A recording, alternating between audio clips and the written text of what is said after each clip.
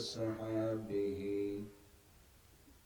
وبارك وسلم تسليما كثيرا. أما بعد فأعوذ بالله من الشيطان الرجيم.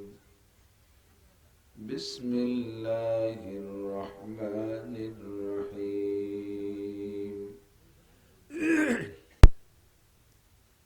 إنا عرضنا الأمانة على السماوات والأرض والجبال فأبين أن يحملنها وأشفقن منها وحملها الإنسان إنه كان ظلوما جهولا. الله تعالى لو أنزلنا هذا القرآن على جبل لرأيته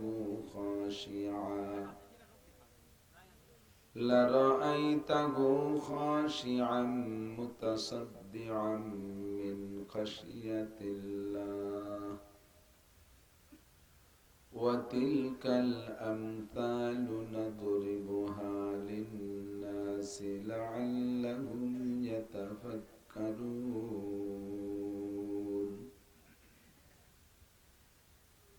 وقال محمد رسول الله صلى الله عليه وسلم خيركم من تعلم القرآن وعلمه. سبحانك لا علم لنا إلا ما علمتنا إنك أنت العليم الحكيم. رب اشرح لي صدري ويسر لي أمري واحلل عقدة من لساني يفقه قولي. رب زدني علما. اللهم بارك لنا في رجب وشعبان وبلغنا رمضان. اللهم أرنا الحق حقا وارزقنا اتباعه وأرنا الباطل باطلا وارزقنا اجتنابه. সকলে বলি আমিন। একটু দুরূদ শরীফ পড়ে নেই, আল্লাহর রহমত বেড়ে যাবে। আল্লাহুম্মা সাল্লি আলা মুহাম্মাদিন ওয়া আলা আলি মুহাম্মাদ কামা সাল্লাইতা আলা ইব্রাহিম ওয়া আলা আলি ইব্রাহিম ইন্নাকা হামিদুম মাজিদ। اللهم بارك على محمد وعلى آل محمد كما باركت على إبراهيم وعلى آل إبراهيم إنك حميد مجيد.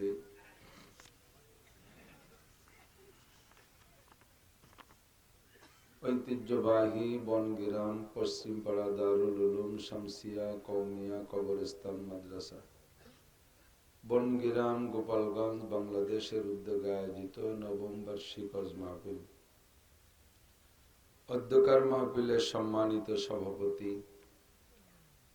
মাহফিলের প্রধান অতিথি, মাদ্রাসার সুযোগ্য সুদক্ষ মোহতামিম সাহেব হুজুর, আসাতিজায়ে কেরাম, আজকের মাহফিল উপলক্ষে দাওয়াতি উলামায়ে কেরাম, এই অঞ্চলের অনেক অনেক উলামায়ে কেরাম, আইম্মায়ে মাসাজিদ, প্রাণপ্রিয় দেশবাসী, অত্যন্ত মোহাব্বতের গোপালগঞ্জবাসী,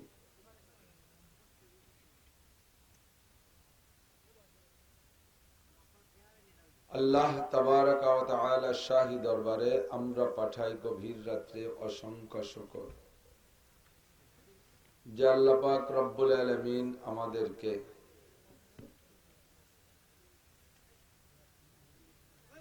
সারা দুনিয়ার মধ্যে, বিশাল দুনিয়ার মধ্যে বাংলাদেশ ছোট্ট একটা দেশ আমাদের জন্য আল্লাহ তাআলা স্বাধীন করে দিয়েছেন, যার স্বাধীনতা আমরা অনেক আগের থেকে উপভোগ করে আসতেছি। ৭১ সাল থেকে নিয়ে এ পর্যন্ত আমরা বাঙালি জাতি হিসেবে আত্মপ্রকাশ করে তার স্বাধীনতা বিভিন্নভাবে উপভোগ করতেছি। বিশেষ করে ধর্মীয় দৃষ্টিকোণ থেকে যে কোনো জায়গায় ইচ্ছা করলে মসজিদ, মাদ্রাসা, ঈদগাহ, গোরস্থান এগুলো আমরা করতে পারি। এটাই স্বাধীনতার একটা অংশ। যে কোনো জায়গায় মাহফিল করতে পারি, তাফসির মাহফিল, ওয়াজ মাহফিল, বিশ্ব ইজতেমার মতো বড় মাহফিল, চরমোনাইয়ের ময়দানে বিশাল মাহফিল।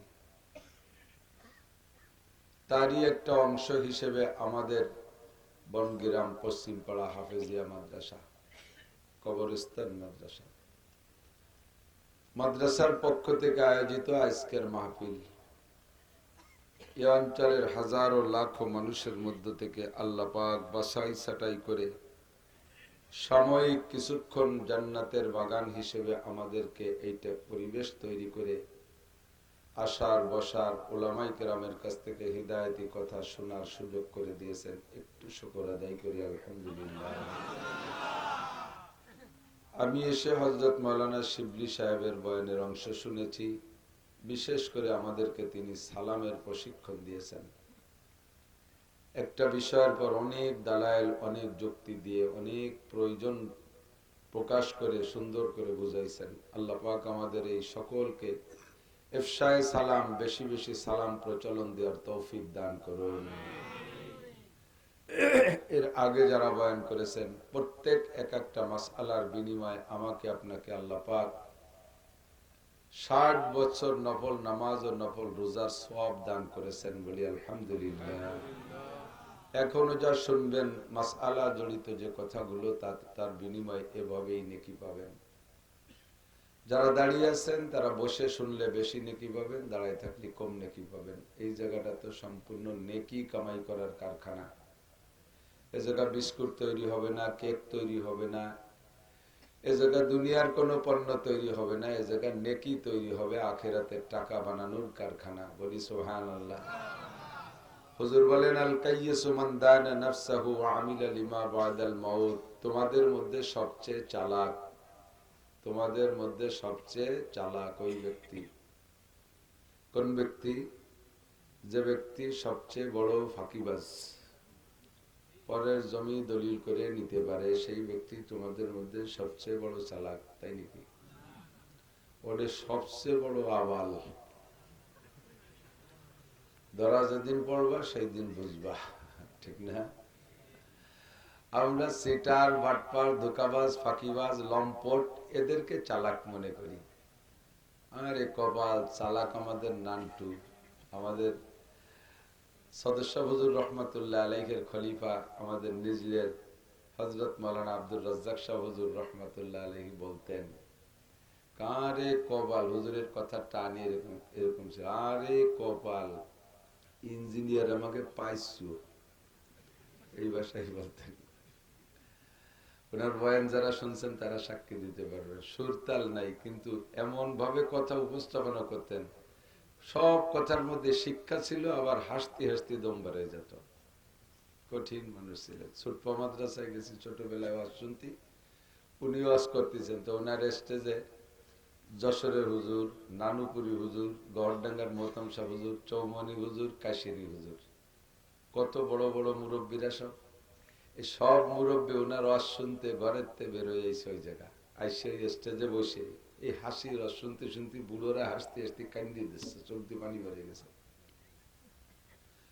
তো আমরাও হাসতেছি, আমরা তো ছোট, আমরা তো সে সময় বুঝি না, খালি হাসির টুক ভালো লাগে তাই শুধু। তো কিছুক্ষণ পর দেখি মাঠের মাঝখানের দিক তাকায় সবাই হাসতেছে। ঘটনা কি? হুজুরের দিক তাকানো বাদ দিয়ে মাঠের মাঝে তাকায় হাসে। তো গুড়ি পাই আগেই গেছি, দেখতে দেখতে যে সত্যি এক বেকায়দা একজন ওই হুজুরির ওয়াজ শুনতে শুনতে হাসতে চলেতে হাসতে হাসতে হাসা অবস্থায় ঘুমাই গেছে, মুখ বন্ধ মনে নেই, মুখ হাসা রয়েছে, সে ঘুমাই গেছে। সবাই ওই দিকে আসতেছে, কথা টানি ছিল আলাদা। ওরে কপাল, ইঞ্জিনিয়ার আমাকে পাইছিও। কি ইঞ্জিনিয়ার? গাছে উঠি নারকেল পাইড়িয়ে সেই নারকেল ছুলিয়ে কিভাবে তার বেরমতাইলে হুটো দিয়ে এরপরে কুরানি একখান ভিতরে দিয়ে নারকেল কুড়ায় বেরোইয়ে খাইয়ে বাঁশের কুঞ্চি একখান আগার মধ্যে ঢুকোই দিয়ে তার নাম নইসিয়ে এরপরে মাটিয়ে কল্যেরটা উপরে লাগাই দিয়ে সেই জায়গা কত উপরে করলে সেই জায়গা আগুন জ্বালাই দিয়ে নারকেলের কুনা ফুটো দিয়ে চুমুক দিয়ে ধুমো গালে নিয়ে সেই ধুমো নাক দিয়ে চোখ দিয়ে কান দিয়ে ফাঁসা দিয়ে সব জায়গা দিয়ে ছাড়ে। ইঞ্জিনিয়ার আমাকে পাইছিও, এইভাবে বলতেন। চালাক আমাকে নান্টু বাড়িতে 10 টাকা নিয়ে বেরোইছে, এই বেসতে চলে গেছে খুলনা, খুলনা তো ওই দিয়ে স্টিমারে চলে গেছে চট্টগ্রাম দিয়ে তারপরে ওই বেসতে নোয়াখালী, কুমিল্লা, নরসিংদী হয়ে ব্রাহ্মণবাড়িয়া হয়ে সিলেট যাইয়ে তারপরে ওই বেসতে সিলেটের সব কয় জেলা ঘুরিয়ে কিশোরগঞ্জ যায়, ময়মনসিংহ, টাঙ্গাইল, ওই বেসতে রংপুর, কুড়িগ্রাম, নৌরো, রৌমারী, পঞ্চগড়, ঠাকুরগাঁও, পীরগঞ্জ, বীরগঞ্জ ঘুরিয়ে রাজশাহী, পাবনা, নাটোর দিয়ে ফিরে আবার এই বেসতে খুলনা দিয়ে চলে গেছি। 10টা টাকা পকেটে রয়েছি, 1টা টাকাও কমে নাই। সালাক আমাকে নান্টু,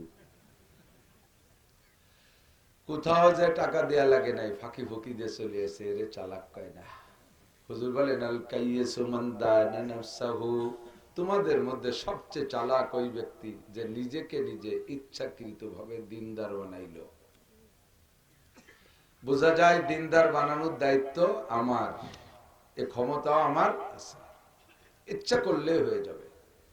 আমাকে আমি ধার্মিক বানাইতে পারি, আমাকে আল্লাহ তাআলা স্বাধীনতা দিয়েছে। ইচ্ছা করলে মসজিদে যাইতে পারি, ইচ্ছা করলে মন্দিরে যাইতে পারি, ইচ্ছা করলে চরমোনায় ইস্তেমায় যাইতে পারি, টঙ্গীর ইস্তেমায় যাইতে পারি, ইচ্ছা করলে ওলাকান্দি ঠাউর বাড়িও যেতে পারি, ইচ্ছা করলে মাহফিলে আসতে পারি, ইচ্ছা করলে গহরডাঙ্গার মাহফিলে যাইতে পারি, মসজিদে যাইতে পারি, মাদ্রাসায় যাইতে পারি।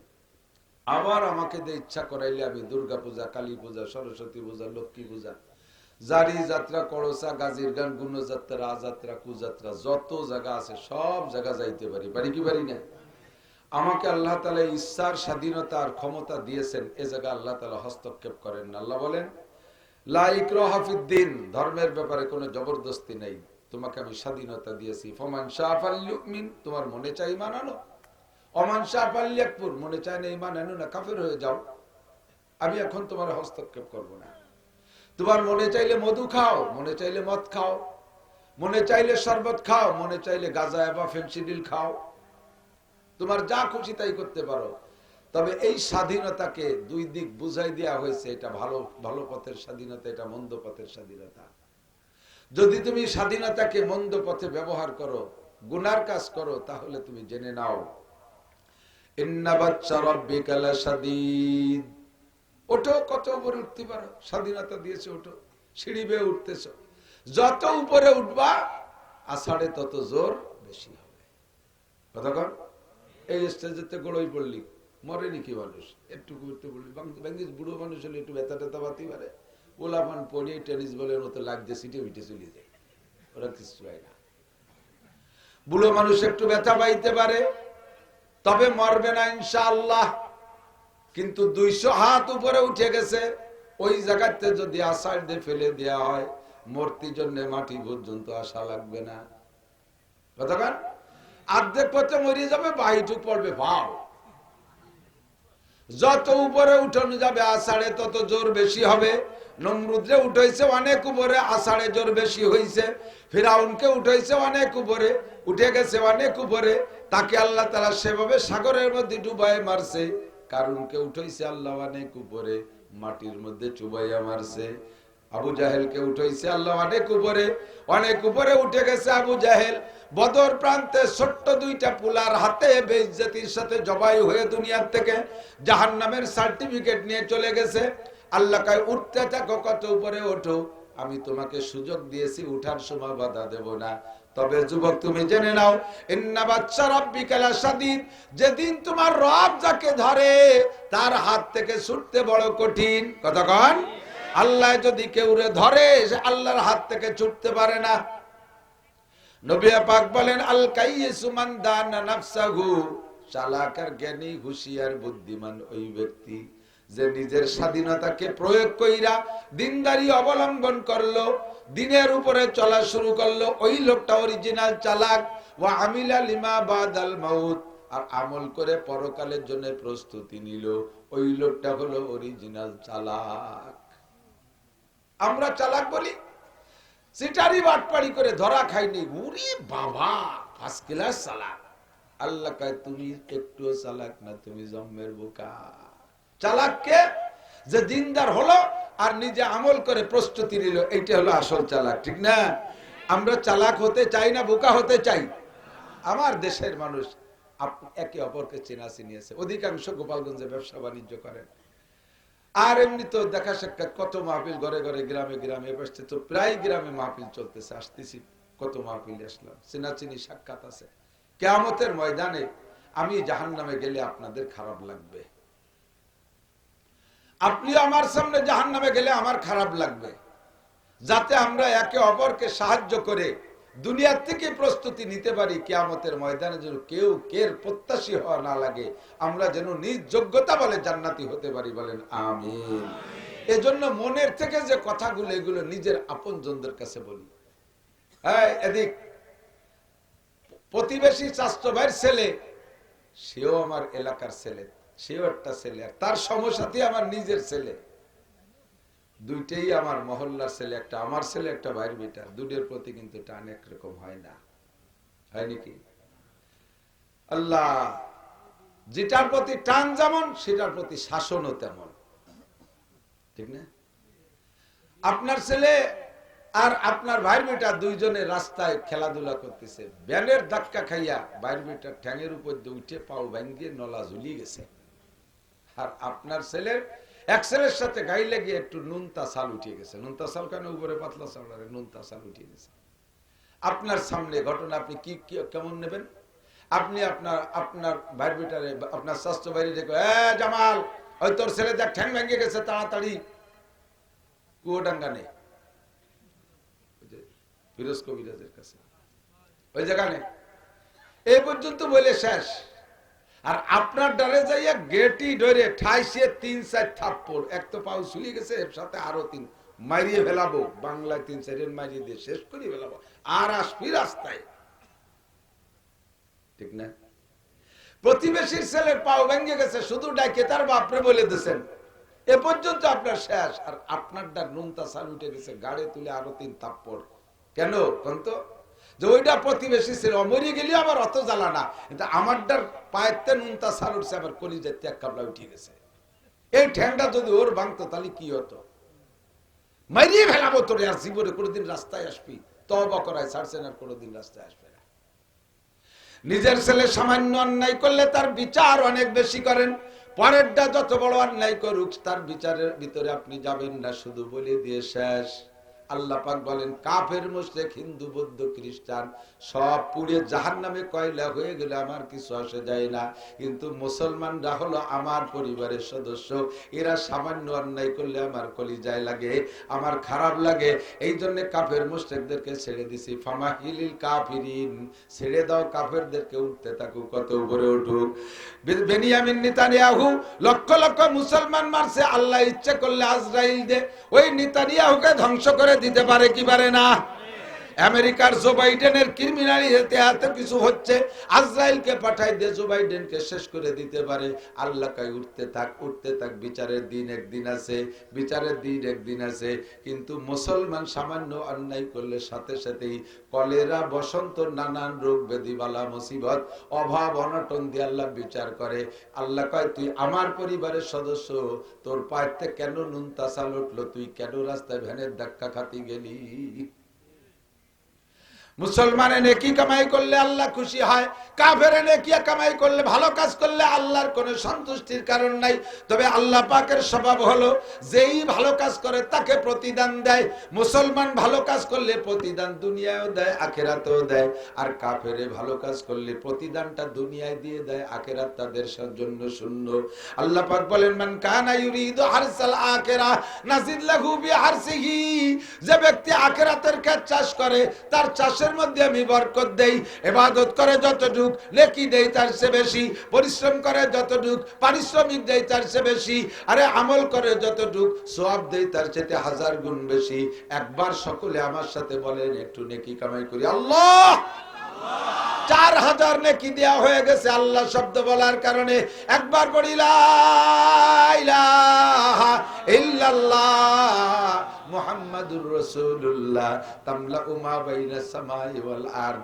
আল্লাহ কয় যে পড়েছো তার কারণে তার জন্য আসমান জমিনের ফাঁকা জায়গাটা নেকি দ্বারা ভরপুর হইয়া গেছে। 2-4 বার 10 বার একটু নেকি কামাই করি। লা ইলাহা ইল্লাল্লাহ, লা ইলাহা ইল্লাল্লাহ, লা ইলাহা ইল্লাল্লাহ, লা ইলাহা ইল্লাল্লাহ, লা ইলাহা ইল্লাল্লাহ, লা ইলাহা ইল্লাল্লাহ, লা ইলাহা ইল্লাল্লাহ, লা ইলাহা ইল্লাল্লাহ, লা ইলাহা ইল্লাল্লাহ, লা ইলাহা ইল্লাল্লাহ। এ যুবক জোরে বলো লা ইলাহা ইল্লাল্লাহ, লা ইলাহা ইল্লাল্লাহ, লা ইলাহা ইল্লাল্লাহু মুহাম্মাদুর রাসূলুল্লাহ। জান্নাতের মধ্যে কয়টা গাছ লাগাই কোন সুবহানাল্লাহ, সুবহানাল্লাহ, সুবহানাল্লাহ, সুবহানাল্লাহ, সুবহানাল্লাহ, সুবহানাল্লাহ, সুবহানাল্লাহ, সুবহানাল্লাহ। আলহামদুলিল্লাহ, আলহামদুলিল্লাহ, আলহামদুলিল্লাহ, আলহামদুলিল্লাহ, আলহামদুলিল্লাহ, আলহামদুলিল্লাহ, আলহামদুলিল্লাহ। আল্লাহু আকবার, আল্লাহু আকবার, আল্লাহু আকবার, আল্লাহু আকবার, আল্লাহু আকবার। কি পরিমাণ নেকি পাইছেন যদি চোখে দেখাইতে পারতাম, বুঝাইতে পারতাম। বলেন না সুবহানাল্লাহ। মান কানা ইউরিদু হারসাল আখিরাহ নাজিদ লাহু ফি হারসিহি। আরে যে ব্যক্তি আখিরাতের ক্ষেত চাষ করে আল্লাহ কয় তার চাষের চাইতে ফসল দেই বেশি। তবে তারে দুনিয়া দেব না তা না, দুনিয়াও সাথে থাকবে। আর আমান কানা ইউরিদু হারসাদ দুনিয়া, যে ব্যক্তি আখিরাতকে বাদ দিয়ে শুধুমাত্র দুনিয়া নিয়ে কামড়া কামড়ি করে আল্লাহ কয় নুতিহি মিনহা, তারে দুনিয়া দেই না তা না, দুনিয়া চাইছে দুনিয়া তারে দেই, সামান্য একটু দেই। তবে আমালাহু ফিল আখিরাতি মিন নাসিব, আখিরাতে কিচ্ছু পাবা না আখিরাতে। কারণ এ দোস্ত আমার দিক তাকান, নেকি রাখার একটা পাত্র আছে, বস্তা। ধান রাখার জন্য বস্তা, গম রাখার জন্য বস্তা, চাউল রাখার জন্য বস্তা। এগুলো বস্তা রাখছে না, বস্তায় রাখছেন, সব কিছু বস্তার মধ্যে রাখছেন। কিন্তু বস্তাটার যদি তলায় সেলাই না থাকে, বস্তার কান ধরে উচললি কয় কেজি আসবে?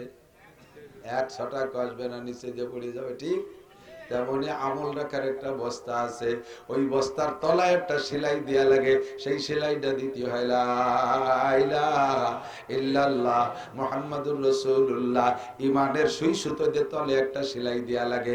কাফেরের বস্তা, কাফেরের আমলের বস্তার তলায় সেলাই নাই, ইহুদ নাসারাদের আমলের বস্তার তলায় সেলাই নাই। দান করে নেকির কাজ, খয়রাত করে নেকির কাজ, সত্য কথা নেকির কাজ, লেনদেন ভালো নেকির কাজ, জনসেবা করে নেকির কাজ, এত নেকির কাজ করে বস্তার মধ্যে ঢুকায়। কিন্তু বস্তা যখন কান ধরে টান দেবে, বস্তার তলে ইমানের সুই সুতোর সেলাই না থাকার কারণে খালি বস্তা উঠে চলে যাবে। আল্লাহ পাক বলেন যে ভালো কাজ করছো ওর বিনিময়ে তোমারে দুনিয়ায় দিলাম, দুনিয়ায় দিলাম। আর দুনিয়া সিজনুল মুমিন ওয়া জান্নাতুল লিল কাফির। দুনিয়া হলো মুমিনের জন্য জেলখানা, আর কাফেরের জন্য হলো জান্নাত। মন খারাপের কোনো দরকার নেই। আপনাদের মন খারাপ নাকি? ওরা এত বড় বড় দালানে তাই নামাজ কালাম কিছু পড়ে না, এক করে ঠ্যাঙের পর পাও দিয়ে বেলা 9টা পর্যন্ত ঘুমাই থাকে, দাঁতে ঘরা বাদাইয়ে ওঠে, সবে বরাত সবে কদরে কান্দে না, আল্লাহ তাকে ঢেলি দিয়ে তুলছে। আর এত রাতভর নামাজ কালাম পড়ি, সকালবেলা উঠে সে কিচেন বোয়াতে যা লাগে কি দিয়ে বুঝে উঠতে পারলাম না।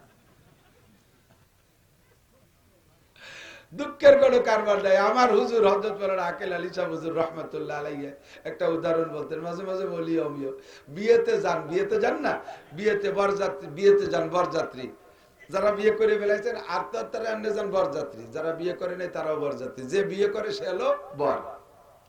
বিয়ের দিন বরে খায় বেশি না যাত্রীরা বেশি খায়? যাত্রীরা বেশি খায়। পায় বেশি কিনা?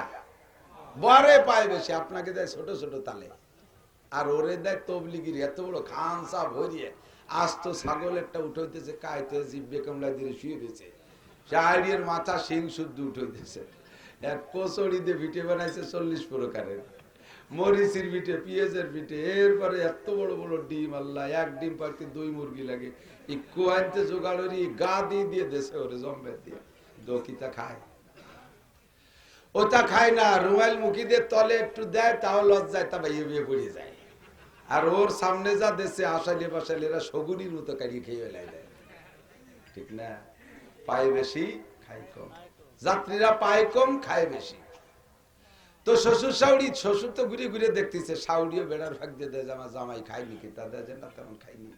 আর ওদিন ওর খাওয়ারও শখ নাই, ওর তো নজর হলো অন্য দিক রয়েছে, যে আল্লাহ বাবি দেখায় যে ননদ না দেয়, দিয়ে গেলাম তো ভালো মেয়ে, সেটা কি ভাবি না ননদ, তার ঠিক এই টেনশনে ওর নজর রয়েছে ঘরের ভিতরে। আল্লাহ একবার তো দিন বিয়ে শাদী হয়ে সবাই খাইয়ে দিয়ে চলে গেছে, শাউরি জানে যে আমার জামাই খাইতে পারে না, জামাইয়ের জন্য খাওয়ার আর একটা দিন আছে।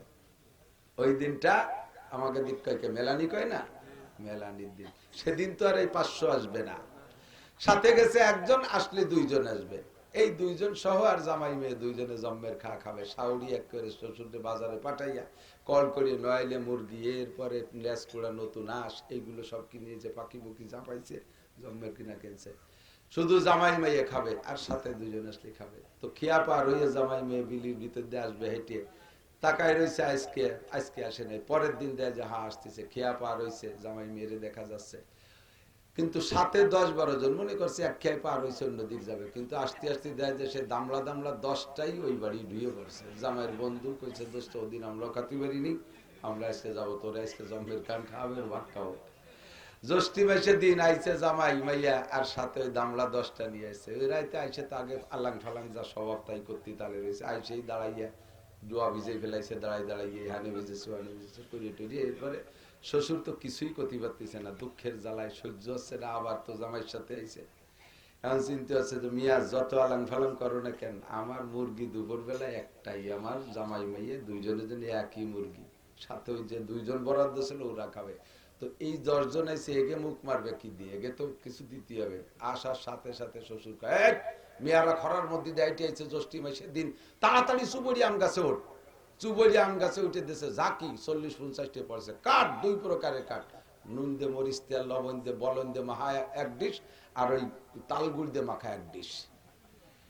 এই তালগুড় দিয়ে আর ওই লবণ মরিচ বলন দিয়ে মাহাই দিয়েছে, ওরা পাইয়ে খায় হাঁসের মতো গিলতেছে। আর কয় যে তা ওইসব কি কবিরাজ নাকি, বুঝলো কি রে, খালি গরম কাটে, খাও মিয়া খাও। আর ওই সময় মিঠে কাঁচা মিঠে গাছ আছে না, হরির একটা পাড়িয়ে একটু চিক করে সামান্য একটু চিনি দিয়ে ওনার জামাই মেয়েরে দিছে, ওকে ইশারা দিছে কম খায়, বেশি খাইস না, ওইগুলো রে সব করে নিয়ে আগে বসছে যে এখনো পুরো পেট ভরে নেই। ছাতু ছিল না ঘরে, ছাতু গরমকালে ছাতু খালি করা কিন্তু গরম কাটে, এই ছাতু 2 পদের মাহাইছে, সরোবর ওই যে যাও ওইরে দিছে 1 ডিশ, আর এই আঠা ওইরে মাহাই দিছে 1 ডিশ, তাল গুড় দিয়ে খাওয়া মানে গরম কেটে যাবে। ওরা পাইয়ে টানছে জোড়া টানা। এরপরে কয় যাও মিয়া গোসল করে আসে, তোমার মায়ের রান্না হয়ে গেছে। পুকুরে নামে কয় তাই সব জাল দেন, মাছ মারি, মাছ মারছে আর মাছ করছে, সাঁতরাইছে, ডুব হয়েছে, এপাশ ওপাশ করতে করতে ছাতু আর সুপড়ি আমি পেটের মধ্যে ঘুলাইয়ে পেট থেকে পেট ভরিয়ে হুলি উঠছে। কয় তাড়াতাড়ি আসো, টেবিলে খাবার দেওয়া হয়ে গেছে। সেই 1 মুরগি, ওরা এবার টেবিলের পাশে বসে গরুর মতো গ্যাড় গ্যাড় করে, আরে তা ওই সব সুপড়ি আমার ছাতুতি মারিয়ে গেছে, খাতে পারলাম না। এখন সালে আর জামাই মেয়ে 2 জনে সেই মুরগি খাইছে, ওরা খালি মুই বসে রয়েছে। আল্লাহ পাক বলেন দুনিয়া হলো সুপরি আমার ছাতু।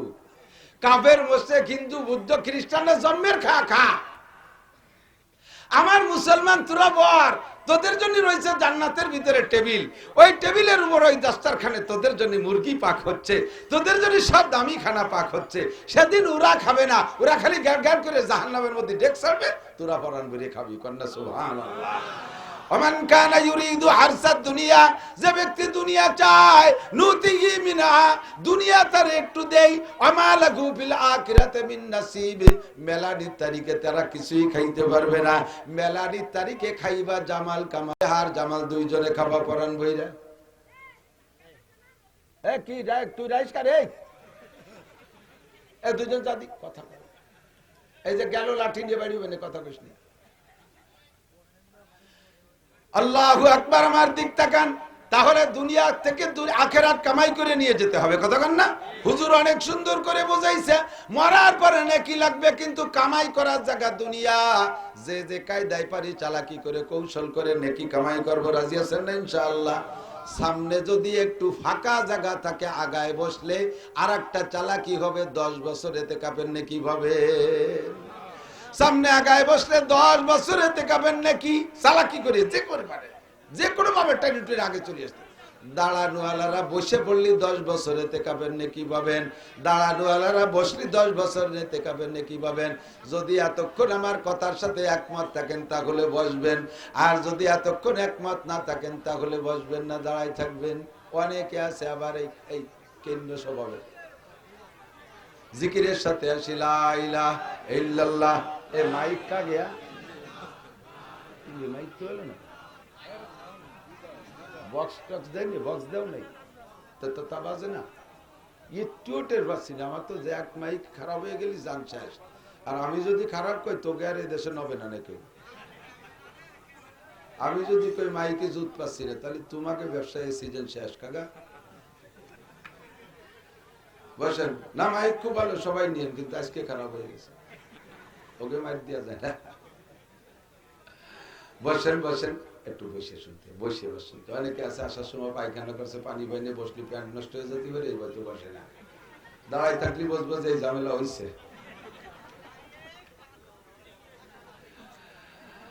আমার বাড়ির মানুষ, আমি যেভাবে টাইনি টুনি ভেস্তে নিয়ে পারি, আমার গোপালগঞ্জ আমার বাড়ির মানুষ, ঠিক কি ঠিক না? যে কোনো ভাবে পারি ভেস্তে নিয়েই ছাড়বো। আপনারা এখানে যারা আছেন, যারা মুসলমান কলেমা পড়েছেন, আল্লাহর কসম বেহেশতে যাবেনই যাবেন, কোনো সন্দেহ নেই। আকসটে কিছু বাড়ি দুড়ি খাতি হইলে খালেন, কিন্তু শেষে ভেস্তে যাবেনই যাবেন, কোনো সমস্যা নেই। পড়েছেন লা ইলাহা ইল্লাল্লাহু মুহাম্মাদুর রাসূলুল্লাহ কলেমা। এই স্টেজে যখন জিকির করি, জিকির দুই ভাগ করে ফেলে। আমি লা ইলাহা কই, এটুক কেউ কয় না, কোনটা ইল্লাল্লাহতে শুরু করে। কলেমা কি খালি ইল্লাল্লাহ? ইল্লাল্লাহ কলেমা না, লা ইলাহা ইল্লাল্লাহ। আবার ইল্লাল্লাহ কইছে, লা ইলাহা ইল্লাল্লাহ, লা ইলাহা ইল্লাল্লাহ মুহাম্মাদুর রাসূলুল্লাহ। যেই পড়েছে এই কলেমা ঈমানের সাথে, আল্লাহর কসম জান্নাতের মধ্যে তার জন্য 10 দুনিয়া সমপরিমাণ জমি দলিল হয়ে গেছে। জমি হয়েছে আপনার নামে দলিল, বসবাস করবে কি হরিপদ। আপনার জমি আপনি চাষ করবেন, আপনি ব্যবহার করবেন, ওর মধ্যে গাছপালা দালান কোটা যা করার দরকার দুনিয়া থেকে করে যেতে হবে। যতবার সুবহানাল্লাহ বলবেন জান্নাতের মধ্যে গাছ লাগানো হবে। যতবার কোরআন শরীফের আয়াত তেলাওয়াত করবেন, অতবার দালান তৈরি হতে থাকবে। আল্লাহু আকবার। আজকে আসছি দোস্ত অন্য একটা ফিকির নিয়ে, আমার দিক তাকান। আসমানি কিতাব 104 খানা, কয়খান? 104 খানা আসমানি কিতাব মুখস্থ রাখবেন। এভাবে মৌখিক ভাইবা কখনো হয়ে বসতে পারে। হিন্দুদের ধর্মগ্রন্থ কয়টা? একটা হিন্দু যুবকের কাছে জিজ্ঞেস করলে বলতে পারে, মুসলমান কেন আমরা পারবো না? আসমানি কিতাব 104 খানা। সবচাইতে বড় কিতাব বডিগত দিক দিয়ে তাওরাত। সবচেয়ে বড় কিতাব তাওরাত। 1000 পারা বিশিষ্ট তাওরাত, 10 লক্ষ আয়াত বিশিষ্ট তাওরাত। 1000 পারা, প্রত্যেক পারায় 1000 করে আয়াত ছিল। হাজার গুণ হাজার সমান সমান 10 লক্ষ। এই 10 লক্ষ আয়াত বিশিষ্ট কিতাব। আল্লাহ পাক বলেন এই কিতাবখানা আমি নিজ হাতে লিখেছি। 5টা জিনিস আমি নিজ হাত দিয়ে তৈরি করেছি। একটা হলো আমার আরশে আজিম আমি নিজ হাতে বানাইছি। 2 নম্বরে আসমানি কিতাব লেখার জন্য, মানুষের তকদির লেখার জন্য যেই কলমটা ব্যবহার করি আমি, ওই কলমটা আমি নিজ হাত দিয়ে বানাইছি পছন্দ মতো। যেমন কলম হলে আমার শানে মেলে তেমন কলম। দেখেন না আমাদের বাংলাদেশের এক কৃতি সন্তান, নাম তার মুসা বিন শমশের, ফরিদপুরের নগরকান্দা বাড়ি, লক্ষ লক্ষ কোটি কোটি টাকার মালিক। সুইস ব্যাংকের থেকে যেই কলম দিয়ে সই করে, চেকে সই করে টাকা তোলে, ওই কলমটার দাম শুনেছি 3 কোটি টাকা। ওই কিতাব, ওই কলম দিয়ে তো মানে আসমানি কিতাব লেয়। ব্যাংকের চেক সই করে ওই কলম দিয়ে 3 কোটি টাকা। আল্লাহ কয় তোমার ব্যাংকের সুদে লেনদেনে সই করতে যদি 3 কোটি টাকার কলম ব্যবহার করো, আমি আসমানি কিতাব 104 খানা লিখতে আমার কলমটা সেরকম হওয়া দরকার কিনা? কলমটারে আমি কেউরে দে বানাই না, নিজে হাতে বানাইছি। কলমটারে কোন শব্দ দিয়ে বানাই না, আমি কলমটাকে নিজ হাতে বানাইছি। 2 নম্বর, 8টা জান্নাতের মধ্যে একটা জান্নাতের নাম জান্নাত আদন। এই 8 নম্বর জান্নাতে আদনটা আমি নিজ হাতে বানাইছি। যেমন পছন্দ সেরকম বানাইছি। ফেরদাউসটা আমি হাত দিয়ে বানাই নাই। তবে ফেরদাউস সবচেয়ে আলা বালা, সবচেয়ে সম্মানী, সবচেয়ে বড়। কিন্তু জান্নাতে আদন আল্লাহ কেন বানাইছে নিজ হাত দিয়ে, এটা আল্লাহর কাছে শুনবো। 4 নম্বরে মুসা আলাইহিস সালামের তাওরাত খান আল্লাহ তাআলা নিজ হাতে লিখছে ওই কলম দিয়া। 5 নম্বরে সমস্ত মানুষের মাথা মুখমণ্ডল আল্লাহ পাক নিজে হাত দিয়ে তৈরি করে। আমার মাথায় আল্লাহর হাত, আপনার মাথায় আল্লাহর হাত, কাফেরের মাথায় আল্লাহর হাত, হিন্দু বৌদ্ধ খ্রিস্টান সকলের মাথা আল্লাহ পাক নিজ হাত দিয়ে বানাইছে। এই জন্য বলে নবী পাক বলেছেন, যদি তুমি কেউকে মারো, আঘাত করো, প্রহার করো, গলার নিচে মারবা, মুখমণ্ডল আর মাথায় মারবা না। গলার নিচে একটু ফেরেশতারা হাত দিয়ে বানাইছে। ফেরেশতাদের হাত যে জায়গা সে জায়গা তোমার প্রহারের হাত পড়লে দোষ নাই। প্রয়োজনে শাসন করার জন্য তো লাঠি পিঠে দিতেই হয়। তবে মারবা গলার নিচে, উপরে মারবা না। উপরে এইটুকে আল্লাহর হাত লেগেছে। আল্লাহর হাত যেখানে স্পর্শ হয়েছে, ওখানে তোমার রাগের হাত, তোমার প্রহারের হাত মারলে হাতটা কেমন যেন আল্লাহর হাতের উপরে যেয়ে পড়ে, তোমার মাইরটা যেন আল্লাহর হাতের উপরে পড়ে। ওই জায়গা তুমি মারবা না। এটা হলো এই জন্য মুখমণ্ডল আর মাথায় মারা নিষেধ। কিন্তু আমরা সবাই মায়ের পয়লাটা কোন জায়গা দেই? নাক বসকায় ফেলবো। পয়লা ঘুষি নাকে, লাঠি দিয়ে বাড়ি দিলি কোন বাড়িটা আগে, কোন জায়গা? মাথা ফাটায় ফেলাই দেবে। সর দিলি কান জড়াইয়া, সর দিলি থাপ্পড় দিলি গালের উপরে, মুখের উপরে মারে, মাথার পিছনে মারে। যারা যারা এভাবে মারামারি করেন তারা মনে রাখবেন, বিশেষ করে সন্তান যারা ছোট স্টুডেন্ট, তাদের গলার উপরে, মাথায়, মুখে, কানে, এই কানে মারবেন না, মাথার পিছনে মারবেন না। ব্রেন হলো মাথার পিছনে, ব্রেন মাথার পিছনে। মাস্টাররা, ডাক্তাররা যারা আছেন তারা সাক্ষী দেন, ব্রেন হলো মাথার পিছনে। বারবার মাথার পিছনে মারলে ধীরে ধীরে ব্রেন নষ্ট হয়ে যায়। কান ধরে টান দিলে ব্রেনের সাথে টান লাগে। মুখ আল্লাহর দেয়া নুরানি একটা চেহারা, এর উপরে কখনো মারবেন না। মাদ্রাসার হাফেজ সাহেব হুজুর, কারি সাহেব হুজুরের একটু রাগ বেশি হয়। পুলামান পালে তো ছাগলের মতো, তো কথা শোনে না। এই জন্য রাগিয়ে এমন মারে, আর উদরি কান ধরে টান দিয়ে উঠে গেলে, বারবার কান ধরে টানলে কানটা বাইরা হয়ে যাবে।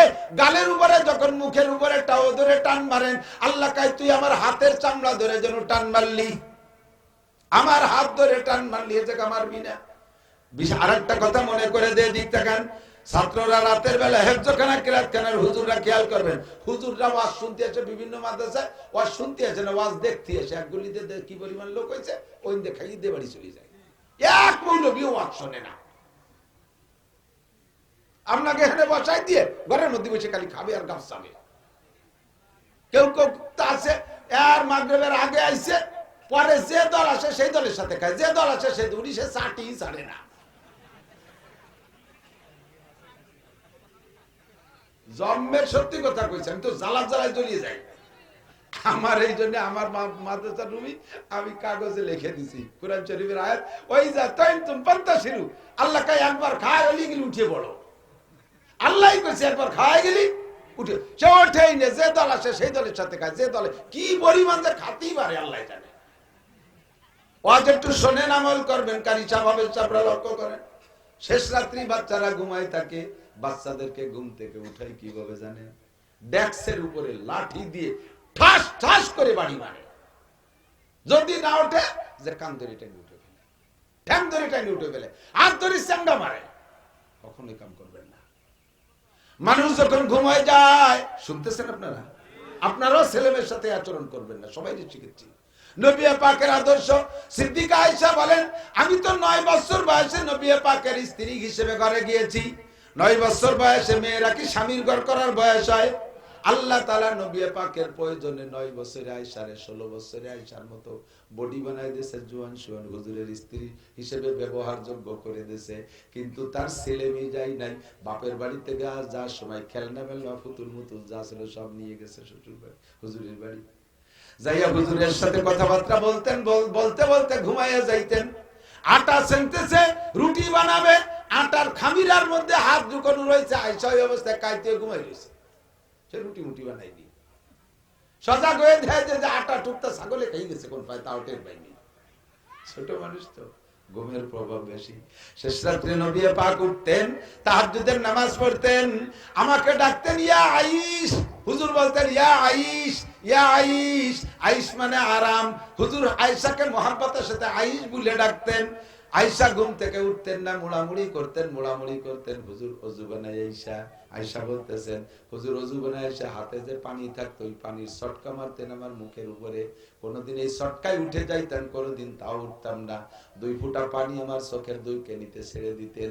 পানি 2 ফোঁটা চোখের মধ্যে চলে গেলে চোখের কষ কেটে যেত। আমি উঠা আমিও তাহাজ্জুদ ওযু কালাম কইরে তাহাজ্জুদের নামাজে দাঁড়াইয়া যাইতাম। রহমাতে আলম লাকাদ কানা লাকুম ফি রাসূলিল্লাহি উসওয়াতুন হাসানা। আল্লাহ পাক বলেন, তোমাদের জন্য নবী পাকের এ টু জেড তোমাদের উত্তম আদর্শ। যেদিকে তাকাবা সেখান থেকে নবীর আদর্শ তুমি শিখতে পারবা। মানুষকে ঘুম থেকে উঠানোর পদ্ধতি নবী পাক শিক্ষা দিয়েছেন। মানুষ যখন ঘুমিয়ে যায়, রুহুটা ভিতরে থাকে, নফস কিন্তু উড়ে চলে যায়। মানুষ ঘুমাইলে রুহু ইঞ্জিন ভিতরে থাকে, তাই আমি বেঁচে থাকি, কিন্তু আত্মা থাকে না, নফস থাকে না। নফস দ্রুত গতিতে সেকেন্ডের ভিতরে আমেরিকা চলে যায়, জাপান চলে যায়। ওই নফস যত দেশ ভরি যেখানে যা ঘুরিয়ে ঘুরিয়ে দেখে, ওইটাই আপনার স্বপ্ন, ওইটাই আপনার স্বপ্ন দেখা। এখন মানুষ হুশ আসতে হলে নফস আর রুহু এক জায়গায় হইতে হবে। নফস আর রুহু অ্যাডজাস্ট হইলে মানুষ হুশ হয়। আর নফস দূরে রয়েছে, রুহু আছে, বেঁচে থাকে কিন্তু হুশ হয় না। আর নফস রুহু ছাড়া থাকতে পারে না। ঘুমোই রয়েছেন, রুহু আছে ভিতরে, নফস উড়িয়ে বেড়াচ্ছে। টান দিয়ে উঠে নিয়ে যাবেন, দেখবেন হুশ পাচ্ছে না। ছোট ছোট বাচ্চারা যারা বিছানে পেশাব করে, ওদেরকে আব্বা মা দেখবেন রাতের বেলা ধরিয়ে ওই অবস্থায় উঠে নিয়ে প্যান্ট খুলে বসা দিচ্ছেন, ও মুতে টুতে আইছিস, ওরে শোয়াই দিচ্ছেন। সকালে কয়েছে তোরে বাইরে হয়ে নিয়ে পেশাব করাইছিলাম, জানিস বাবু আমি কোনোদিন উঠি না। ওর নফস ছিল সে সময় আমেরিকা, ওর রুহুতি মুতি আইছে, নফস হয়েছে সেট হয়ে পারে নাই। কথা কন, বুঝতে হবে কথা। এবার মাদ্রাসার ছাত্র বা যে কোনো ঘুমন্ত ব্যক্তিরা যদি আচানক টাইম দিয়ে উঠে ফেলেন, দেখবেন এরকম করে এরকম করে ওই তাল পায় না। এরকম বারবার যদি উঠতে থাকেন, ওই নফস আছে রুহুর সাথে সেট হয়ে পারবে না। একদিন ছেলেটা ব্রেন কমে যাবে, ধীরে ধীরে সবক কমাই দেওয়া শুরু করবে, ব্রেন কমা শুরু হয়ে যায়, আস্তে আস্তে মাথা খারাপ হয়ে যায়, পাগল হয়ে যায়, লাস্টে পড়তেই চায় না, কয় পড়বো না, মাথায় কিছু ধরে না। ওর ব্রেন আর নফস আর রুহু অ্যাডজাস্ট হয়ে পারে না।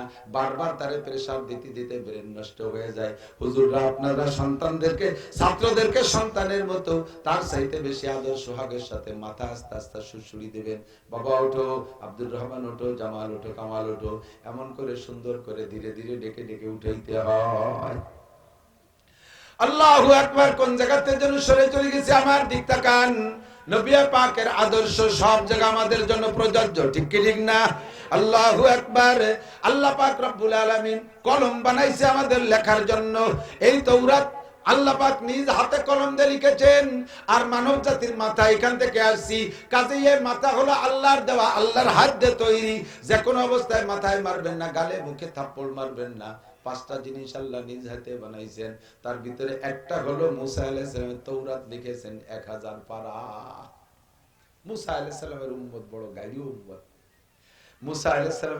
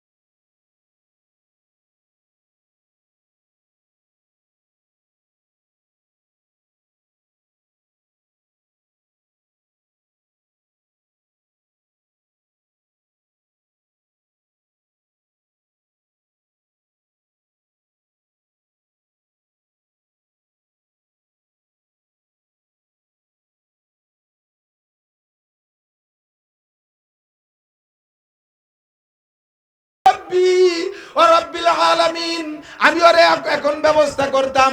ওর এখনো পর্যন্ত অহংকার, ও কয় মুসার রব আর হারুনের রব আমি, ওর বলে কিছুই হই না, দে আরেকটা সুবনি দে, তবে পুরো মারিস না। আর এক সুবনি দিয়ে ছাড়িয়ে দিয়েছে।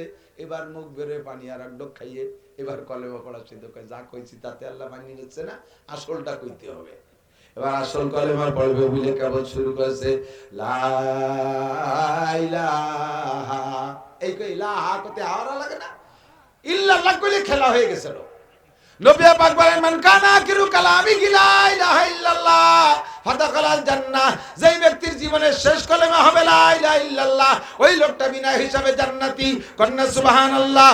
ও যখন লা ইলাহা কইছে, ইল্লাল্লাহ বলার আগে আল্লাহ বনি মুসা আলাইহিস সালাম শুনতেছে পাশে দাঁড়াইয়া, মুসা আলাইহিস সালাম শুনতেছেন, আজরাইল আলাইহিস সালাম বলতেছে আল্লাহ ওই শয়তানটা ইল্লাল্লাহ বলে ফেললি তো কাম সারা হয়ে যাবে। বনি ইসরাইল এত জ্বালান জ্বালাইছে, ওরে ইল্লাল্লাহ কি বলার সুযোগ দিবা? আল্লাহ কয় না, সুযোগ দিও না, সাগরের পাড়েতে খানিক পলিকা দাঁড়িয়ে ওর মুখটারে প্লাস্টার করে দাও। আজরাইল সাগরের পাড়েতে পলিকা দাঁড়িয়ে শরীর মাটি নিয়ে মুহির মধ্যে দিয়ে ডুলিয়ে দিয়েছে, ইল্লাল্লাহ বলার সুযোগ দেয় নাই। ওই অবস্থায় ডুবে শেষ হয়ে গেছে। বনি ইসরাইল এই ঘটনা বাস্তবে সচক্ষে দেখছে। এরপরে উপার যে কয় বনি ইসরাইল মুসা আলাইহিস সালাম রে বলে, মুসা সবই দেখলাম, তাড়াতাড়ি পানির ব্যবস্থা আর হয়তো সরের পর নিয়ে এসে ঠেলি ঠুলিয়ে পানি কো। মুসা আলাইহিস সালাম বাবা আপাতত নির্জরিতে একটু খা, আসলাম কেবল টিবল টিবল পুত্তিতে একটু সময় লাগে। কয় যে তুমি পারলি কর, না পারলি বলো, আমরা ফিরে চলে যাই। ফিরাউন মরে শহর খালি হয়ে গেছে, ওই শহরে বহু বানিয়েছে খাবানি, তুমি না পারলি কর। কত বড় গাড়িও যা চিনতে হতে পারে, এত বড় চোখের সামনে মুজিজা দেখো। আর মুসা আলাইহিস সালামকে নীল দরিয়াতে একটু খা, কয় না ও জায়গা ফিরাউন মরি পয়সে গন্ধ হয়েছে, ও পানি খাওয়া যাবে না, ভালো পানি দাও। আল্লাহ পাক রব্বুল আলামিন বললেন, মুসা আলাইহিস সালামের কাছে ছোট্ট একটা পাথর ছিল, কেউ কেউ বলেন যে হাজরে আসওয়াদ, এই পাথরটা রয়েছে। আল্লাহ পাক বলেন ইজরিব বিআসাকাল হাজার, মুসা পাথরে বাড়ি মারো। মুসা যখন পাথরে বাড়ি মারছে, ফানফাজারাত মিনহু ইসনাতা আশরাতা আইনা, ওয়াট্টুক পাথরের থেকে 12টা টিবল দিয়ে 12টা টেপ দিয়ে পানি বের হওয়া শুরু হয়েছে। এত পানি 6 লক্ষ বনি ইসরাইল ওই পাথরের পানি দিয়ে 40 বছর খাওয়াইছে। আদরে কুদরত দারি হর জগাহি আকুনি, মুর্দারা তো জানে বখশি জিন্দারা বে জাগুনি। হে আমার বাংলাদেশের জনগণ, আমার গোপালগঞ্জবাসী, যে আল্লাহ তাআলা এতটুক মানুষের মাথার সাইজে একটা পাথরের ভিতরেতে পানি বের করে 40 বছর বনি ইসরাইলের 6 লক্ষ করে পানি খাওয়াইতে পারে, ওই আল্লাহ তাআলা আমাদের এই বাংলাদেশের এত বড় ভূখণ্ড থেকে 18 কোটি মানুষকে ভাত খাওয়াইতে পারে কি পারে না?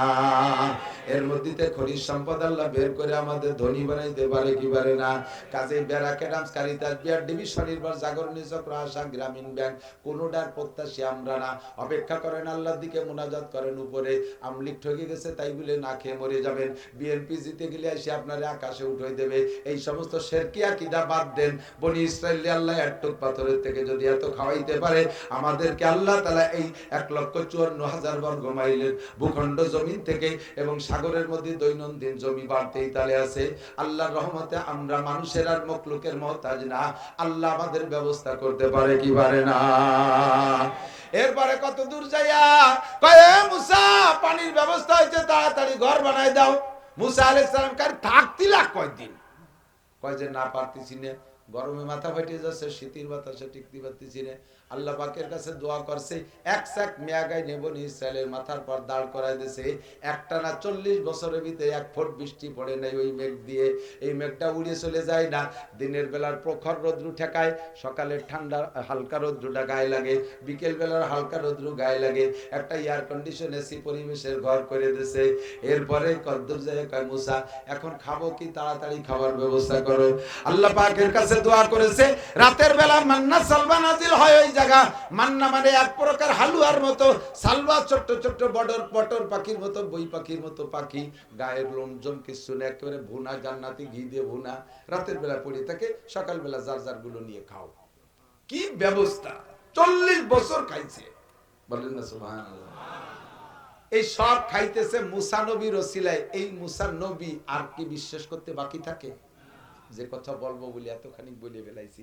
লাস্টে কয় মুসা তুমি নবী, আগেও তো নবী ছিল, সেসব নবীরা আসমানি কিতাব টিতাব আনছে, তো তুমি তো কোনো কিতাব টিতাব আনলে না, তুমি নবীতা বুঝবো কি রে?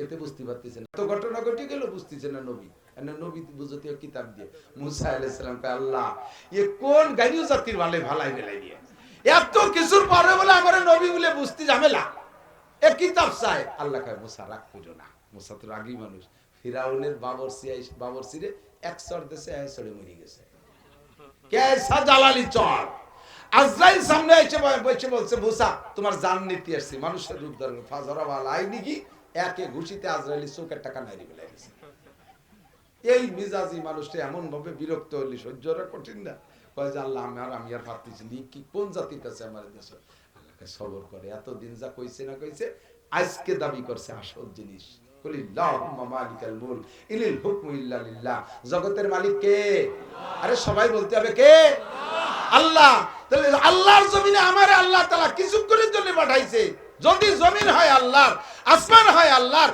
সূর্য আল্লাহর অক্সিজেন আল্লাহর ক্ষেত খামার আল্লাহর সংবিধান চলবে কার আস্তে কর না কেন আল্লাহর রাষ্ট্রীয় হুকুমত কার চলবে কুরআনী সংবিধান জগতে চলবে কথা বলেন ঠিক কি ঠিক না বনি ইসরাইলকে মুসা আলাইহিস সালামকে বলে আল্লাহ হে মুসা রাগ করো না এ জমিন আমার ভূমি আমার রাষ্ট্র আমার দেশ আমার এর মধ্যে চলবে আমার সংবিধান এতদিন চাইছে বনি ইসরাইল যা পারছে তাই চাইছে আজকে চাইছে আসল জিনিস সংবিধান বই চাইছে তুমি রাগ করো না আসো মুসা কিতাব নিয়ে যাও মুসা আলাইহিস সালামকে আল্লাহ এই যে গাইরু জাতি এই জায়গা থুয়ে যদি কিতাব আনতে যাই তাহলে আইসিয়ার একটারও পাবো না তুমি কিন্তু তাড়াতাড়ি কিতাব দিবা আল্লাহ কয় আসার দরকার আসো উম্মত ঠেকানোর দায়িত্ব আমার তবে তোমার ভাই হারুন আলাইহিস সালাম নবী উনারে দায়িত্ব দিয়ে শুনি দেয়া শুনে দাও কয়েকদিনের জন্য গেছে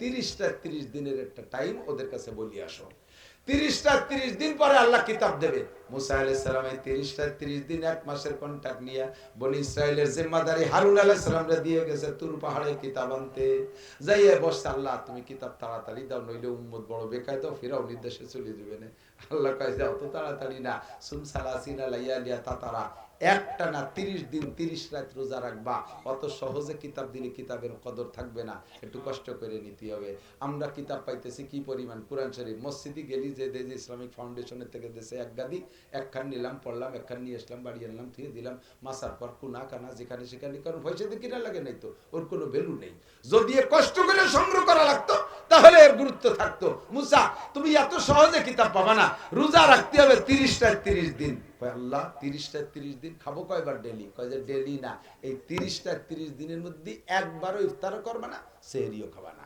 এক রোজা 30 দিন চিন্তা করতে পারেন আমরা রোজা রাখবো না সামনে ইনশাআল্লাহ কারা কারা নিয়ত আছে রোজা রাখবেন সত্যি রাখবেন ইনশাআল্লাহ আল্লাহ তৌফিক দান করুন বলেন আমি রোজার মাসে কয় ওয়াক্ত খান না আপনারা রোজার মাসে কয় ওয়াক্ত খানা মিস হয় কয় ওয়াক্ত মাত্র এক ওয়াক্ত আল্লাহর কসম এক ওয়াক্ত মিস হয় না 3 ওয়াক্তই খান এখনো 3 ওয়াক্ত রমজানও 3 ওয়াক্ত সকালে খানা একটু রাত থাকতি দুপুরে খানা সন্ধ্যের সময় রাতে খানা তারাবির আগে বা পরে 3 ওয়াক্তই তো হইছে একটু শরীর উড়িয়ে গেছে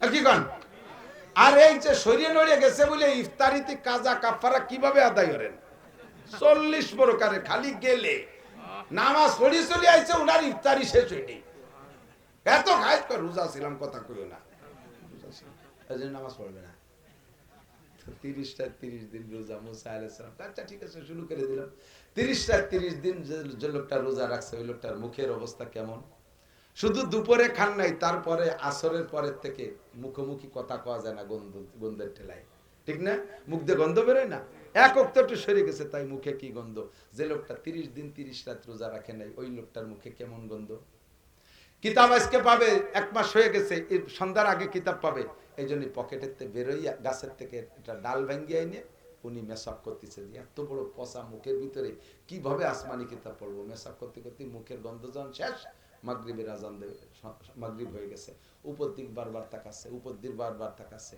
এই তো জিবরাইল আসে কিতাব নেই তো আসে হঠাৎ করে মাগরিবের সময় উপর থেকে একটা আওয়াজ আসে ইয়া মুসা ডাইরেক্ট আল্লাহ বলতেছেন তুর পাহাড়ে তো আল্লাহর সাথে গল্প করার কাছারি ইয়া মুসা আল্লাহ ডাক দিয়েছে লব্বাইক আল্লাহুম্মা লব্বাইক জি আল্লাহ আমি রেডি কিতাব নেয়ার জন্য ও মুসা লিমা তাস্তাকু মেসাক করলে কেন যখন বলছে মেসাক করলে কেন মুসা বুঝে ফেলাইছে কাম হয়ে গেছে কেনর পরে আজকে কিতাব দেবে না মুসা আলাইহিস সালাম বললেন, আল্লাহ আমি খাই নাই, কিছু ইফতার করি নাই, পান করি নাই, কিছু খাই নাই, শুধুমাত্র মেসাক করছিলেন নাতালিল ফাম, মুখ কান পচে গন্ধ হয়ে গেছে, এই গন্ধ মুখের মধ্যে কিভাবে তোমার আসমানি কিতাব পড়বো, এই জন্য একটু মেসাক করে মুখের দুর্গন্ধ তাড়াইছি। আল্লাহে মা কাল তো আমার শরীর তো খাইও নাই, পানও করি নাই। আল্লাহ কয় মুসা আজকে কিতাব পাবা না। কয় আল্লাহ কেন পাবো না? কয় মুখের থেকে দুর্গন্ধ কেন দূর করলে? কয় আল্লাহ দুর্গন্ধের মধ্যে কিভাবে কিতাব পড়বো? আল্লাহ কয় আমি তোমারে প্রথম দিন কিতাব দিলে দিতে পারতাম, 30 দিন রোজা রাখাইছি কি জন্য তা তুমি জানো না? আল্লাহ কালুবু ফামিস সায়ামে আতিয়াবু ইনদাল্লাহি মির রিহিল মিস, রোজাদারের মুখের দুর্গন্ধ তার কাছে খারাপ লাগে, আমি আল্লাহর কাছে মেশকুর চাইতে বেশি প্রিয়। তুমি রোজা রাইখা মুখ কানে পচাবা, দুর্গন্ধ লাগবে তোমার কাছে, আমার কাছে ঘৃণা লাগবে, এই জন্য তুমি ওই মুখের দুর্গন্ধের মধ্যে কিতাব পাইবা। আমারে না কইবে যখন তুমি মেসাব করেছো আজকে কিতাব পাবা না। ও আশারা লায়ালিয়া, আরো 10 দিন রোজা রাইখে গন্ধ বানাও আর সিল্লে পুরা করো, এক সিল্লে না হইলে কিতাব পাবা না। আর 10 দিন রোজা রেখে পরে যার মুখে গন্ধ হইছে, তারপরে কিতাব নিয়েছে জিবরিল আলাইহিস সালাম, সাথে আর 69 জন ফেরেশতা, মোট 70 জন ফেরেশতায় বিশাল কিতাব, এত বড় কিতাব নিয়েছে। মুসা আলাইহিস সালামের হাতের 12 হাত লম্বা, 8 হাত চওড়া, জবরদস্ত পাথরে লেখা, 1000 ভলিউম, 10 লক্ষ আয়াত। কত ওজন? ওয়াহমিলু আসফারাহা 70 জামালা, ওই জামানার বড় বড় উটের 70টা উট লাগতো কিতাব বহন করতে। মুসা আলাইহিস সালাম একাই মাথায় ঋণে আটা দিয়েছে। তো আসার পথে মাঝখানে আসলি জিবরিল আলাইহিস সালাম বলতেছে, হুজুর আপনি তো রাগী মানুষ, গোটা ঘটনা কিন্তু বসে ঘটিয়ে গেছে, যাই এর জন্য আবার রাগারাগি মারামারি হইলেন না। কি ঘটনা? কয় যে আপনার ভাই হারুন রে মানে নাই, ওই বিজ্ঞানী পশ্চিমে ইসরায়েলিয়ারটা আছে বদমাশ, নাম তার সামেরি, ও করছে কি সোনাই দিয়ে বাছুর বানাইয়ে তার ভিতরে কি দিয়ে কি রে সে বাছুরে দিয়ে ডাকানো শুরু করে দিয়েছে, সব উম্মত যে সে বাছুরে সিজদা দিচ্ছে, আল্লাহরে ভুলি গেছে। মুসা আলাইহিস সালাম রাগে পথ করতে হয়েছে, ওনার রাগ যে ভাই থাকতে কেন এই ঘটনা ঘটলো, যাইয়ে ভাইয়ের দাড়ি ধরিয়া আর কিতাব রেখে দিচ্ছে, একটু জোরে রাখছে, সে কিতাবের কোনাও ভেঙে গেছে খালি, পরে কিতাব জোড়াইছে, ভাইয়ের দাড়ি ধরিয়া এক থাপ্পড়। ভাই কয় যে ভাই লা তুসমিদ বিয়াল আদা, আমারে যদি মারিস শত্রুরা দেখে হাসবে, আমি আর তুই তো আপন ভাই, মারামারি করিস না। কি জন্য এই ঘটনা ঘটছে শুনবি না? ওই সামেরি করছে কি, কমের সমস্ত সোনা দানা নিয়ে পোড়াইয়ে বাসুর একটা বানাইছে, আর জিব্রাইল যে জায়গায় দিয়ে আটা চলা করে, ওই জায়গায় জিব্রাইলের পা উঠলি শুকনো জায়গায় ঘাস গজায় যায়, ও সেই জায়গাতে মাটি একটু নিয়ে বাসুরির মুহির মধ্যে দিতেছে, তার ব্যবহারে ডাহা শুরু করছে। এবার ও শয়তান বুঝাইছে যে মুসার আসার কথা ছিল 30তম দিন, সেই যে আল্লাহরে খুঁজে পাচ্ছে না, এই জন্য আসতেছে না, দেখ 40 দিন হয়ে যাচ্ছে এখন আসে না, আল্লাহ এই যে চলে আইছে, এই বাসুরে বানাইছে আল্লাহ, এই শুরু হয়ে গেছে মূর্তি পূজা। আমার যত দাদারা আছো মূর্তি পূজা এখান থেকে একটা পেয়ে গেছো, এবার সেই বাসুর পূজা শুরু করে দিয়েছে। তাই ঘটনাতে এই ঘটছে। ভাই আমি এগুলো বহু চেষ্টা করছি, আমারে মারিয়ে ফেলতে গেছে, পরে উনি দোয়া করছে আল্লাহ আমারে আমার বাইরে মাফ করে দাও, বাস হয়ে গেল, থামিয়ে গেছে।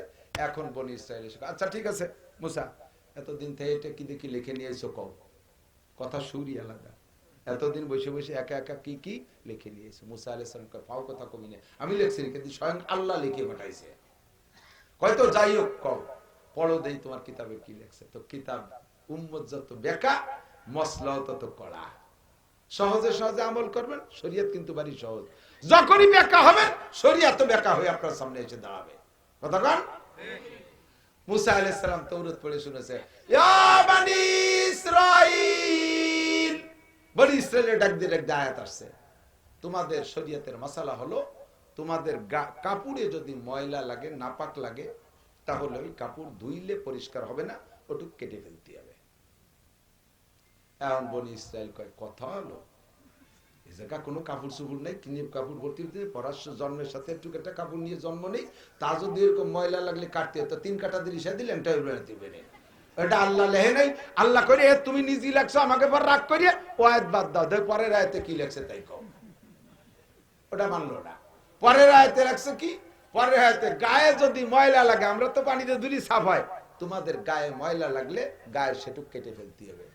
কথা হলো, আল্লাহ রহমানুর রহিম, আল্লাহ এত বড় কঠিন মাসলা করতে, তুমি নিজে আমাকে পর রাগ হইয়া এইগুলো লেখছো, ওটাও বাদ দেওয়া হবে না।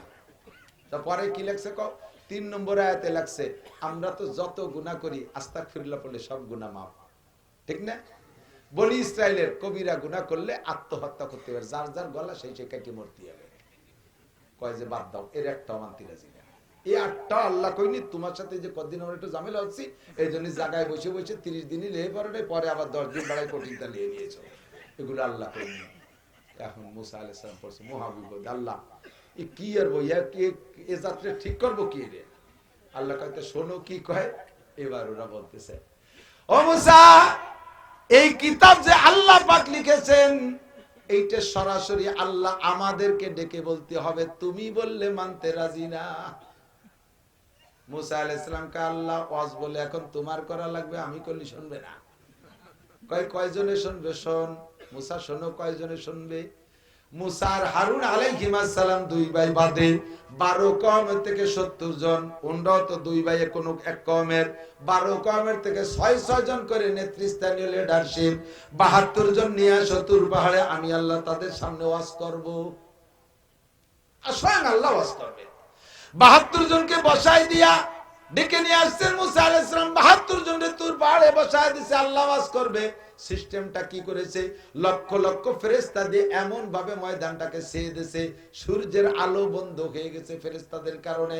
চতুর্দিকে ফেরেশতায় ঘিরে ফেলাইছে, ফেরেশতাদেরকে বলছে ঝিঝি পোকার মতো আওয়াজ করো, যাতে বাহিরের কোনো আওয়াজ না ঢোকে।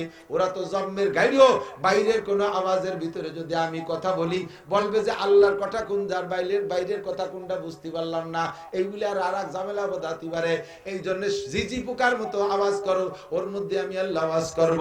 লক্ষ লক্ষ ফেরেশতারা ঝিঝি পোকার মতো ডাকতেছে, এর মধ্যে আল্লাহ পাক ডাইকে দুইটা আওয়াজ করে দিয়েছে, হে বনি ইসরাইল মা তাকুমুর রাসূলু ফাখুযুহু ওয়া মা নাহাকুম আনহু ফান্তাহু। হে বনি ইসরাইল, এই কিতাব জালিকাল কিতাবুল লা রাইবা ফি, কিতাব আমারই কিতাব, আমি পাঠিয়েছি, সন্দেহ নাই। আর কিতাবের ভিতরে আমার মুসা তোমাদেরকে যেটা আমল করতে বলে ওইটা করো, যেটা ছাড়তে বলে সেইটা ছাড়ো, সব কিছু আমার কথা। মা ইয়ান্তিকু আনিল হাওয়া ইন হুয়া ইল্লা ওয়াহয়ুন ইউহা, আমার পক্ষ থেকে প্রেরিত কিতাব, সন্দেহের কোনো কারণ নাই। আল্লাহ দুই কথা বলে দিয়েছে, পুরো কিতাবের সত্যায়িত হয়ে গেছে, ফেরেশতা চলে গেছে, মজলিস ভেঙে গেছে। আল্লাহ পাকে মুসা আলাইহিস সালাম এবার বনি ইসরাইল ওই 70 জনকে জিজ্ঞেস করতে, এই শুনছিস তো আল্লাহর ওয়াজ শুনছিস? শুনলি তো আল্লাহ যা কইছে বুঝছিস? চলেন না যাই। কয় যে শুনলাম তো, আল্লাহ কলো না কেডা কলো বুঝতে পারলাম না, বক্তার মুখ না দেখতে পারলি কথা বিশ্বাস করা যায়? কে সাজাতির জাতি, বাঙালি ফেল। কি কয় কোরআন শরীফের আয়াত, কারিন আল্লাহ জাহরাতান, সরাসরি আল্লাহরে সামনে বসে দেখাইয়া, আল্লাহ আমাদের সামনে বসে থাকবে, আল্লাহরে দেখবো, আল্লাহ ওয়াজ করবে, তারপরে বিশ্বাস করব। মুসা আলাইহিস সালামকে আল্লাহ, আমি চলে গেলাম, এই যে থাকলো কেডা, এই দিয়ে আমি আর কিভাবে কি করবো? আল্লাহ কয় এই পর্যন্তই শেষ, তোমার দায়িত্ব খালাস, এখন আমি ওদেরকে দেখা দেব। যখন তারা দেখতে চাইছে, জিবরাইল আর আজরাইল দুইজনকে আল্লাহ মজলিসের দুই পাশে দাঁড় করে দিয়েছে, আকাশ সমান বডি ধারণ করে, এমন জোরে দুইজনে চিৎকার মারছে, মুসা আর হারুন বাদে বাকি 70 জন জায়গায় মরে গেছে, সব শেষ। এখন মুসা আলাইহিস সালাম বল পড়ছে বিপদে, কয় আল্লাহ তুমি যা করবা তা তো করছো, আমার কিন্তু আর বাড়ি যাওয়ার কায়দা নেই, আমি বাড়ি গেলি বাকিরা আমাকে দুই বাইরে বড় মেরে ফেলবে। কয় যে আল্লাহরে দেখাতে নিয়ে এইভাবে আমাদের নেতাকে নিয়ে রাস্তাঘাটে মারি তুই আইছি, ও আল্লাহ কয়জন রে বাঁচায় না দিলি বাড়ি যাওয়ার কায়দা নাই। সুম্মা আহিয়াহুম, মুসার দোয়ায় আল্লাহ পাক ওই 70 জনকে আবার তাজা করে দিয়েছে, কন্যা সুবহানাল্লাহ। এবার 70 জন তাজা হওয়ার পরে মুসা আলাইহিস সালাম, এই আল্লাহ আছে বিশ্বাস হয়? কয় যে হুজুর জাগাতে চড়েন, ফিরে বললি বাঁচবো না। সব বিশ্বাসে আপনারা টেনশন নাই, এখন যাই ওয়াজ আমরা দুই ভাই, আমরা 70 জন করবো, আপনারা রিটায়ার্ড, আপনাদের আর চিন্তা নাই। মুসা আলাইহিস সালাম খুশি খুশালে 70 জন নিয়ে বাড়ি আইছে। আসার পরে বনি ইসরায়েলের বিশাল 6 লক্ষ বনি ইসরায়েলের একটা সমাবেশ করছে, আল্লাহর সাথে দেখা করে আসছে, যারা তাদের সম্মান কত বেশি, আল্লাহর সাথে কথা বলে আসছে, আল্লাহর কথা শুনে আসছে। এবার এই 70 জনকে উপলক্ষ করে, 72 জনকে উপলক্ষ করে সমস্ত বনি ইসরায়েল জমা হয়েছে। এখন মুসা আলাইহিস সালাম কথা বলার আগে ওনাদের মধ্যে লিডার একজন বল, হুজুর আর আপনার রস করা লাগবে না, যা করার আমরা করতেছি, আপনি নিরিবিলি ঘুমাবেন। তো বলো কি কিন্তু কি হয়েছে ঘটনা, কাও কারগুজারি শোনাও। ওরা ডেকে, মানে ইসরাইল আর মোটে বাড়াবাড়ি করবি না, বাড়াবাড়ি করবি তো মরছিস। করছিস তো মরছিস, আমরা মরিয়ে বাঁচছি, তোরা মরলি আর বাঁচবি না। মুসা যা কইছে সব সত্যি, এ কিতাবের মধ্যে কোনো সন্দেহ নেই। একটু আল্লাহ পাক একটা সুযোগ দিয়েছে, ওই সুযোগটা যদি মুসা আগে তো কত, তাহলে আর আমরা এত ঝামেলার মধ্যে যেতাম না। মুসা আলাইহিস সালাম কান খাড়াছে, কি সুযোগ দিল তা আল্লাহ জানে। এ কি কয় আল্লাহ কি সুযোগ দিয়েছে? মুসা আলাইহিস সালামকে কি সুযোগ দিয়েছে? ওই নেতা বক্তা বলতেছে আল্লাহ পাক বলেছেন কিতাব যা আছে সবই সত্য, তবে এর মধ্যে সুযোগ আছে, যেটা পারো আমল করো, যেটা না পারো দরকার। এই সুযোগটা যদি আগের থেকে কত, তালিকা আমরা জামেলার মধ্যে যাই।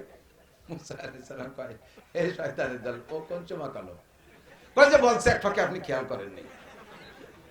মুসা আলাইহিস সালাম কয়, তোরা 70টা মরিও গেলি, আমরা দুই ভাই আবু লাখের তাজা, কোন ফাঁকে কলো তোরা শুনলে আমরা শুনি নেই। আল্লাহ এই কোন বিপদে পড়ছি, তুমি কাকে বলতে আমার নবুয়তি বলতে? এই সেই গোষ্ঠী হলে নেতানিয়াহুর গোষ্ঠী, সেই গোষ্ঠী নেতানিয়াহুর গোষ্ঠী। কত রংচং করতেছে চিন্তা করতে পারেন। ডেলি যুদ্ধ বিরতি আলোচনায় আসে, আবার উল্টো হয়ে যায়। কত জনে রিকোয়েস্ট করছে, শোনে না। এরা হলো সেই ঘাইরুর সেই বনি ইসরাইলের আওলাদ, এরাই সেই ইসরাইলি। আল্লাহু আকবার। বিয়াদবি সেই নবীর সাথে করতে এসে মুসা আলাইহিস সালাম আল্লাহর কাছে সারেন্ডার করে, সালাম ইয়ার পারলাম না।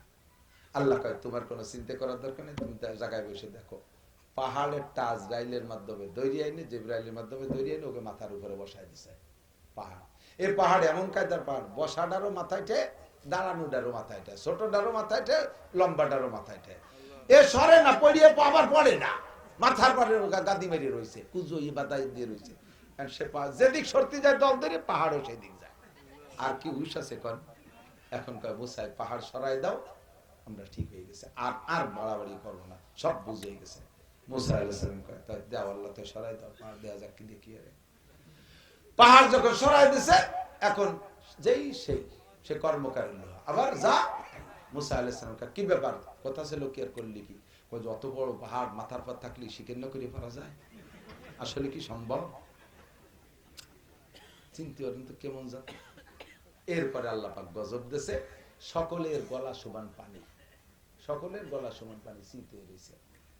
এ পানি ছোটটারও গলা সমান, একই জায়গায় দাঁড়ায় রয়েছে। বাপ পাঁচার, বাপেরও গলা সমান, তিনাইতে ফুলারও গলা সমান। একটানা 40 দিন এই পানির মধ্যে রাখছে। যে কটা মরার দরকার মরে সব, লাস্টে পাক্কা ইমানদার যে কটা, সেই কটা আল্লাহ বাঁচায় রাখছিল। সেই বংশ মান্না সালওয়া খাইছে না জান্নাতের খাবার, এই জন্য ওদের ব্রেন বুদ্ধি বেশি। বানায় কি বানান, বিজ্ঞানীর গুরু, দুনিয়ার ক্রিমিনাল ওরা। আল্লাহ পাক রব্বুল আলামিনের কাছে, আল্লাহ পাক রব্বুল আলামিন নবী আলাইহিস সালাতু ওয়াস সালামকে এই কিসসা সব কুরআন শরীফের মাধ্যমে শুনাইছে। নবী কয় আল্লাহ ये কি আজীব উম্মত নিয়ে মুসা আলাইহিস সালাম নবুয়তি করেছে। আল্লাহ কয় বন্ধু, তোমার উম্মত তার চাইতে হাজার হাজার গুণ বদমাইশ হবে। চোখের সামনে হাজার হাজার বিপদ আপদ, আযাব গজব দেখবে।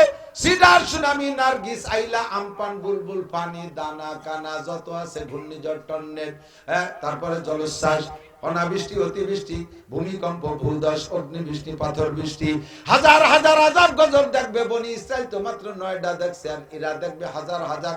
তারপরও তাদের চেতনা ফেরবে না। আন্তর্জাতিক মহামারী করোনায় মারি সাফ করবে, তবুও মানুষের ভিতরে পরিবর্তন আসবে না। এরা তোমার উম্মত এমন হবে, কাজেই তাদের জন্য তোমার মতো নবী আর শ্রেষ্ঠ কিতাব আল কুরআন নাজিল করেছি। আল্লাহ পাক বলেন, মুসা আলাইহিস সালামের কিতাবের গায়ে ওজন ছিল 70 উটের বোঝা, আর তোমাদের জন্য ছোট্ট কিতাব বরাদ্দ দিয়েছি। এই কিতাবটার গায়ে কত ওজন তুমি অনুমান করো। ইন্না আরাদনাল আমানাতা আলাস সামাওয়াতি ওয়াল আরদ, আসমান জমিনের উপরে আমি কুরআন রাখতে চাইছি। সকলে অস্বীকার করছে, আল্লাহ পারবো না। আসমানে কয় আল্লাহ আমি বড় শক্তিশালী, কিন্তু কুরআন বহন করার ক্ষমতা নাই। জমিনে কয় আল্লাহ সারা দুনিয়া বইতে পারি, কুরআন বহন করার ক্ষমতা নাই। ওই পাহাড় পর্বত, জাপান থেকে শুরু হয়েছে আমেরিকা পর্যন্ত পর্বতমালা, যেই পাহাড়কে তুমি জমিনের জন্য পেরেক হিসেবে বানাইছো। আল্লাহ পাক বলেন জিবালা আওতাদা, এই পাহাড়কে বানাইছি পেরেক হিসেবে, পাহাড়ের উপরে কুরআন রাখতে পারো। পাহাড়কে বললো কুরআন, পাহাড় তুই একটু কুরআন বহন কর। আশফাকনা মিনহা, পাহাড়ে তরতরায় কাঁপতেছে। কয় আল্লাহ এত কিছু পারি কিন্তু কোরআন বইতে পারি না। ইতিমধ্যে আপনাদের বনগ্রাম মাদ্রাসার ছোট্ট ছোট্ট হাফেজ ছেলেরা, এলাকার মক্তবের মসজিদের পোলাপান যারা, তাদের তো রূহ ও জায়গা ছিল, এই সমস্ত রূহে বলতেছে আল্লাহ মাওলানা নাসির সাহেব, সদর সাহেব, কত উলামায়ে কেরামের কাছ থেকে কোরআনের ফজিলত শুনেছি। এ কোরআন যার সাথে সোয়া লাগে তারে দামি বানায় দেয়, যার সাথে সোয়া লাগে তারে দামি বানায় দেয়। 20 টাকা দামের রিহাল কাঠের উপরে কোরআন রাখলে রিহাল কাঠ চুমো খাওয়ার যোগ্য হয়ে যায়। সিরা নেকড়ায় দিয়ে পেঁচায় রাখে কোরআন, ওই কোরআন শরীফের সাথে সিরা নেকড়া চুমো খায়। কতক্ষণ ঠিক ঠিক না? আল্লাহ তোমার কোরআনের এত দাম, এই কোরআন যার মধ্যে ঢুকে তোমার রাসূল বলেছে খায়রুকুম মান তাআল্লামাল কুরআনা ওয়া আল্লামা, তোমাদের মধ্যে সবচাইতে ভালো ওই ব্যক্তি যে কোরআন পড়ে আর কোরআন পড়ায়। এত দামি কোরআন রে তুমি কেন ফেরি করে নিয়ে বেড়াচ্ছ? অথচ কেউ নিতে চায় না। আমাদেরকে দাও কোরআন, আমরা গ্রহণ করলাম।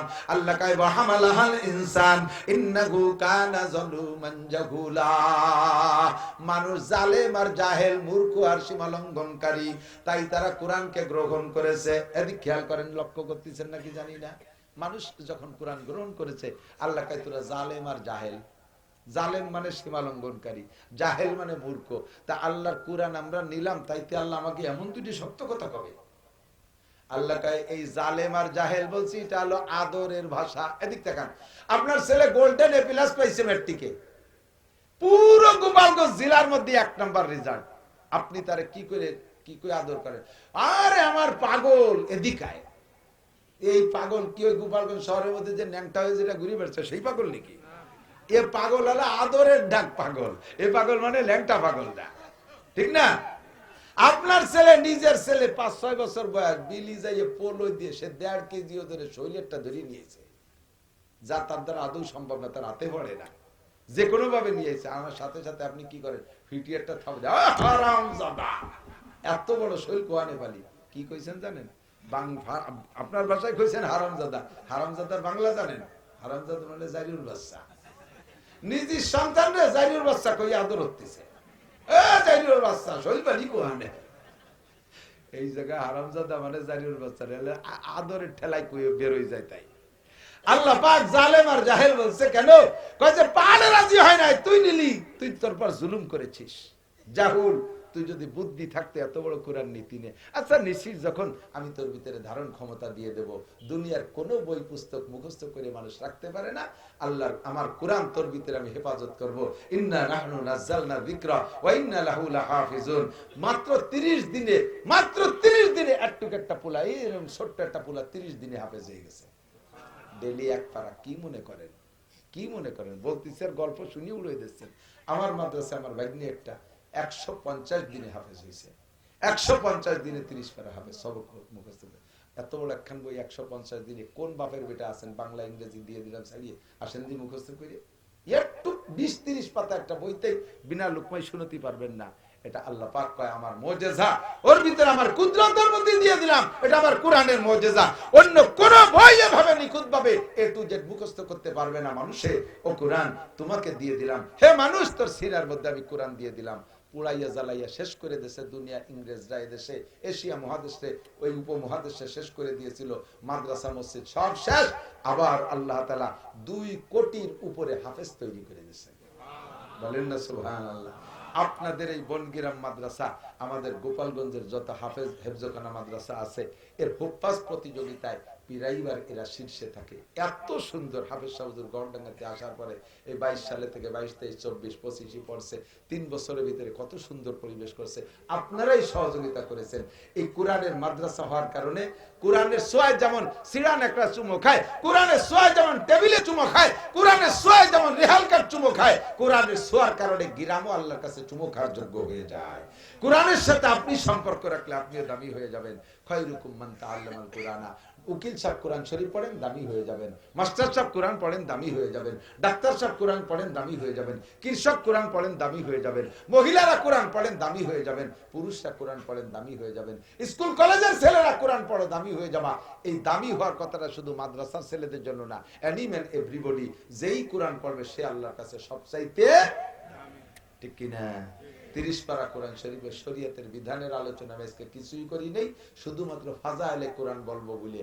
যেই ব্যক্তির নবী পাক বলেন ইন্নাল্লাযী লাইসা ফি জাওফি শাইউম মিনাল কোরআন কাল বাইতুল খারিম, একটা ঘর, আপনার এই গ্রামে একটা ঘর আছে, অনেক মানুষ গ্রামে পূর্বপুরুষের ঘর রয়েছে, ঢাকা যেয়ে থাকে না, আসে না, অনেকদিন পর পর একবার আসে, এসে দেয় যে তার মধ্যে বিলেই মরে পয়সে রয়েছে, তার মধ্যে ইন্দুর মরে রয়েছে, তার মধ্যে সাত বিশ্বর বাসা হয়ে গেছে, ওটা বিরান ঘর, জিন পরি দেওদানবের বাসা হয়ে যায়। সেম যেই সিনার ভিতরে আল্লাহর কোরআন নাই, ওইটা কেমন ভূতের বাসা, ওইটা ভূতের বাসা। আমি সকলের কাছে অনুরোধ করব, আমরা একটু চেষ্টা করে কোরআন শরীফ পড়া শিখি। কি কর, পারা যাবে না? একটু চেষ্টা করা যাবে, একটু 61 দিন, অনলি 61 দিন মেহনত করে 30 পারা কোরআন শরীফ পড়া শিখতে পারবেন, মাত্র 61 দিন। সেই কথাটা একটু ব্যাখ্যা করে বুঝাই দিই, তাহলে আপনার বুঝতে সহজ হবে। যত কম বেরেনি হন না কেন, এক আরবিতে 29টি অক্ষর আছে, 29টি অক্ষর, এক এক দিন একটা অক্ষর পড়েন, একটা অক্ষর, এর সবচেয়ে ছোট সবক। ডেলি যদি একটা অক্ষর পড়েন আর লেখেন, মুখস্থ হবে না? তাহলে 29 দিনে 29 অক্ষর। আরবিতে আকার রস্যিকার একেবারেই কম, মাত্র 3টে, জবর জের পেশ, জবরে আকার, জেরে রস্যিকার, পেশে রস্যকার, সহজ হয়ে গেল 3টে, 29 আর 3 32। আর 2টি আছে সংযোগ পদ্ধতি, অক্ষরকে সংযোগ করে, হামজা বা জবর আব, বা জবর বা, এই যে আব্বা, এই যে সংযোগ করছে, এর জন্য 2টি চিহ্ন, যজম আর তাসদীদ, এ আছে 2টি, তাহলে 32 আর 2 34। এটা টেকা একদিন শেখেন, সবচেয়ে কম সবক দিচ্ছি। আর আরবিতে মদ আছে 10 প্রকার। কয় প্রকার? কয় যে কেন মদ বলে হারাম, তার আরবিতে মদ আছে কয় দিয়ে? গাঁজা, এবা, ফেন্সিডিল, হিরোইন, এগুলো নাকি?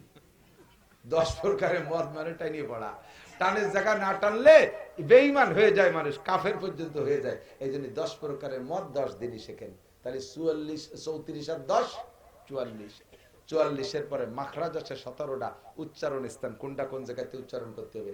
ইংরেজি ভাষা, আমার সাথে একমত হতে হবে, দিক তাকান। ইংরেজি ভাষার আমি কি দিয়ে গাইলিও বলতে আমি খুঁজে পাই না, লেখে একটা, পড়ে আর একটা। বাংলাও তার একজন। আমি আমার সাথে একটু আসেন, আপনার একটু এজেরে নেই এডুকেশন। ইংরেজিতে বার্গার এক প্রকারের খাবার আছে না, এই বার্গার, এই গডা লেখছে কি দিয়ে? বার্গার, GAR নাকি বার্গার। আর ইংরেজি আবার রং আছে না একটা, বার্জার, ওই যে ওই বার্জার, ওটা কি জেড দিয়ে না জি দিয়ে? ওটাও জি দিয়ে। তো একই জি, ও জায়গা গ হলো, ও জায়গা জ হলো, কে হয়তো তো ওরা কয় তাই হয়, তো গোজামিল দিয়ে যাও কে? TION কি হয়? সন। TION, টিওনো হবে, এই জায়গা সন কয় কে? CHAL কে? সোল কে না সাইল কে? সব। MOTHER মতিয়ার, তাই মাদার। লেখে একটা, বড়ে আর একটা, এ কিভাবে বসবো? বাংলা আপনি বিজ্ঞ বানান করেন তো, বিজ্ঞ বাইরসি আর বাইরে পারবেন না, কাজে লিখে দিতে পারি কতিয়ারি নেই। এই যে বিজ্ঞ, এই সংযোগ অক্ষর কি দিয়ে কি দেখুন তো, ইয়ের সাথে বিজ্ঞ, ইয়ের সাথে জ, তাতে পিয়াজ হবে, বিজ্ঞ আইকা, গ আসলো কইতে, ওই তো তাও হয়, তাই হবে কে? যা লেখো তাই হবে, যা না লেখো তা হবে কে? এই হলো গুজামিল। সব ভাষার মধ্যে গুজামিল, আরবির মধ্যে গুজামিল নাই। সদ লিখে সা পড়ে না, সা লিখে সিন পড়ে না, প্রত্যেকের উচ্চারণ আলাদা। দাল লিখে দদ পড়ে না, দদ লিখে দাল পড়ে না, লাম লিখে কাপ পড়ে না, কাপ লিখে মিম পড়ে না, যা আছে তাই। এজন্য আল্লাহ বলেন আলহামদুলিল্লাহিল্লাযী আনজালা আলা আবদিহিল কিতাবা ওয়া লাম ইয়াজআল লাহু ইওয়াজা। আমি আমার বান্দার উপর যে কিতাব নাজিল করছি, ওর মধ্যে কোনো বক্রতা নাই, যা লিখবা তাই পড়বা। তাহলে ওর পাশে রেখে আসছিলেন 44, আর মাখরাজ আছে 17টা, 17 দিন, 17 আর 44 61। খোদার কসম, 61 দিন যদি আপনি 2 ঘন্টা করে পরিশ্রম করেন, তাহলে আপনি কোরআন শরীফ পড়া শিখবেনই শিখবেন, আমি চ্যালেঞ্জ করে বললাম। দুনিয়ার কত কিছুর জন্য কত সময় দিলেন, 61 দিন কি হবে না? আর এই কোরআন শরীফ অশুদ্ধ থাকার কারণে জীবনে যত নামাজ পড়ছেন না, আল্লাহর কসম, আল্লাহর কসম, কোরআন শরীফ ধরি কব, আল্লাহর কসম, অশুদ্ধ কিরাতে যত নামাজ পড়ছেন, ওর কিচ্ছুই নেই, এক অক্তই নেই। ওর কারণে এক অক্ত পড়ার পরেও 230 কোটি 40 লক্ষ বছর জাহান্নামে পড়তে হবে, হবে হবে হবে।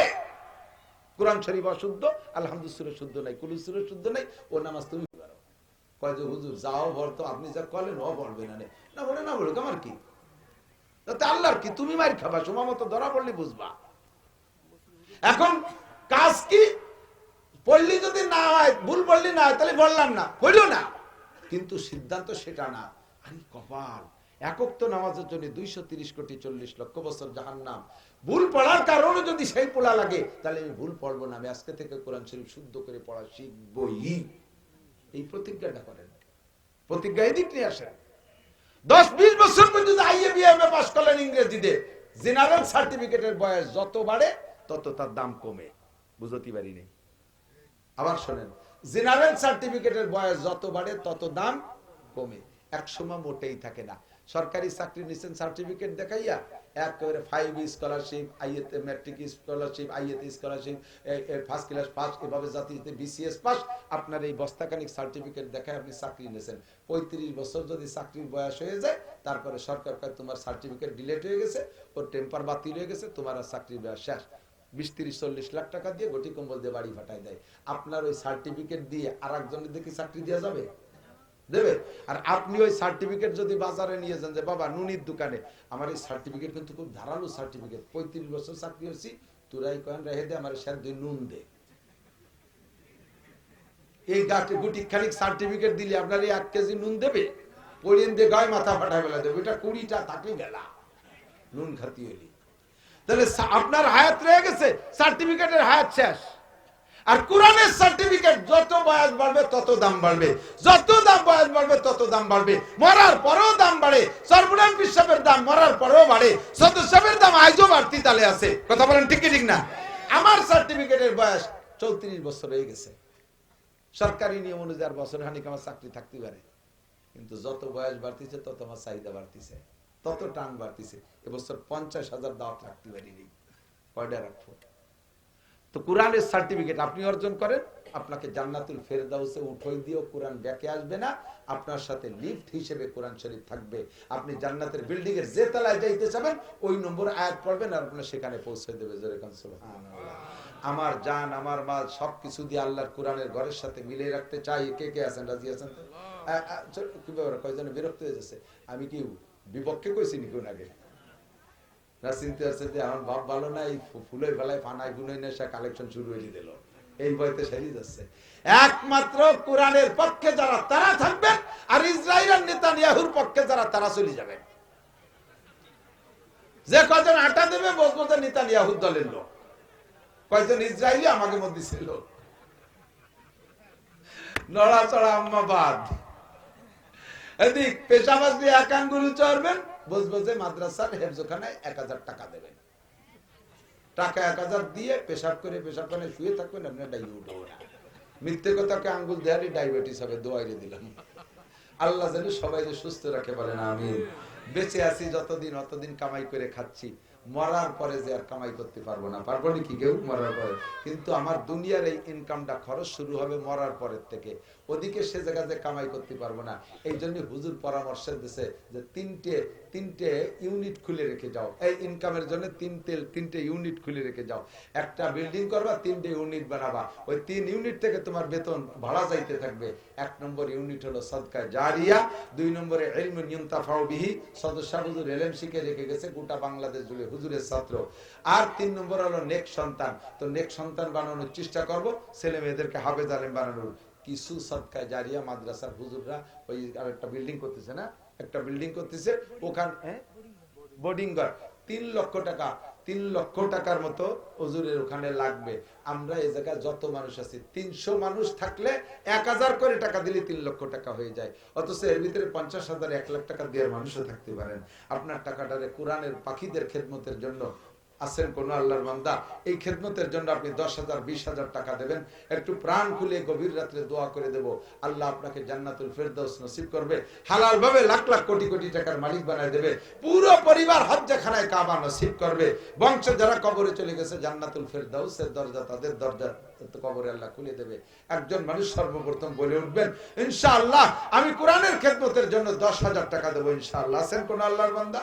রজুলের রশিদ কোন এক আল্লাহর বান্দা থাকলে বলে দেবেন, আমি প্রাণ ভরে দোয়া করবো, আমার দেশের সব মানুষ আমিন বলবে। এই কথা কইস্কার, এই কথা কইস্কার, ওই যে টাহা নেওয়ার জন্য রেডি হয়েছে, থাক সেনাবাহিনী, ও পাশতে জাতি হয় না, সামনে আসো, এদিকে দাঁড়াও, এদিকে আসো, এদিকে আসো, তোমরা এদিক যাবা, মানুষের দেখে টাকা রেডি রাখবে, আর আইডিও ভাবে আসবা, টের পাবে না, এদিকে আসো, এদিকে আসো, সিস্টেম ছিল ব্যাগলারা এদিকে আসো। তো নগদে যার কাছে যা আছে 1000 2000 100 200 500 এদিকে যাও, এই ঢুকে পড়ো, ওই কোনা পর্যন্ত যাও, এইভাবে ফাই ধরো আর নিরেতি যাওয়া। দুগলো আদা কেটে বান্দা যা খায় দিল, সব কাজের আবার এক জায়গায় হয়ে যাচ্ছে, সমান সমান হয়ে দাঁড়া। যা প্রত্যেকে হাত দেন, বিসমিল্লাহ 100 200 500 1000 নগদ টাকাটা হয়ে যাক ইনশাআল্লাহ। এভাবে দেবেন যে কমপক্ষে হুজুররা যেন ওখানে ছাদের একটা অংশ করতে পারে, অথবা কমপক্ষে মাহফিলের যে খরচটা, এই খরচটা আমরা মাঠের দিয়ে দেবো, হুজুরকে কালেকশনের টাকার উপরে প্রভাব না পড়ে, তাহলে ওই টাকা দিয়ে হুজুররা বিল্ডিং করতে পারবে। একটু হাত দেন, বিসমিল্লাহ করে হাত দেন, 100 200 500 মারবেন না, অভাবে পড়বেন না। দেখবেন যে ইনশাআল্লাহ এক মাসের ভিতরে আজকে যেটা দিচ্ছেন এর একটা বরকত আপনি বুঝতে পারবেন। হয় নগদ টাকাই পাবেন, নইলে বিভিন্ন দিক দিয়ে অসুখ বিসুখ বালা মুসিবত থেকে আল্লাহ হেফাজত করবে, রোগ ব্যাধি থেকে আল্লাহ হেফাজত করবে। যে কাজে আপনার টাকা লাগার কথা ছিল 10,000, সেই কাজটা বিনা টাকায় হয়ে যেতে পারে। যে রোগের কারণে আপনার ঢাকা যাওয়ার কথা ছিল, সেই রোগটা আপনার গ্রাম্য ডাক্তারের হাতের 2টি ওষুধ খেয়ে সেরে যেতে পারে। এটাই বরকত, এই টাকার বরকতে ভাবে আসে। আর যদি কোন আল্লাহর বান্দা থাকেন, জি ইনশাআল্লাহ আমি 1000 2000 5000 টাকা দেব, এটা আজকে না পরে একদিন দেব, লেখাই দেই, তাহলে একটু লেখাই দিতে পারেন। আছেন কোন আল্লাহর বান্দা? 2-1 মানুষ। আর যদি মনে করেন যে না ইনশাআল্লাহ ইরি দান হলে ওই সময় 1-2 মণ দান দেবো ইনশাআল্লাহ, তাহলে বলতে পারেন, এটা মাদ্রাসার খেদমতে কাজে লাগবে। সবাই এ ব্যাপারে চেষ্টা করে থাকলে বলেন। আর ওদের হাতে ব্যাগের মধ্যে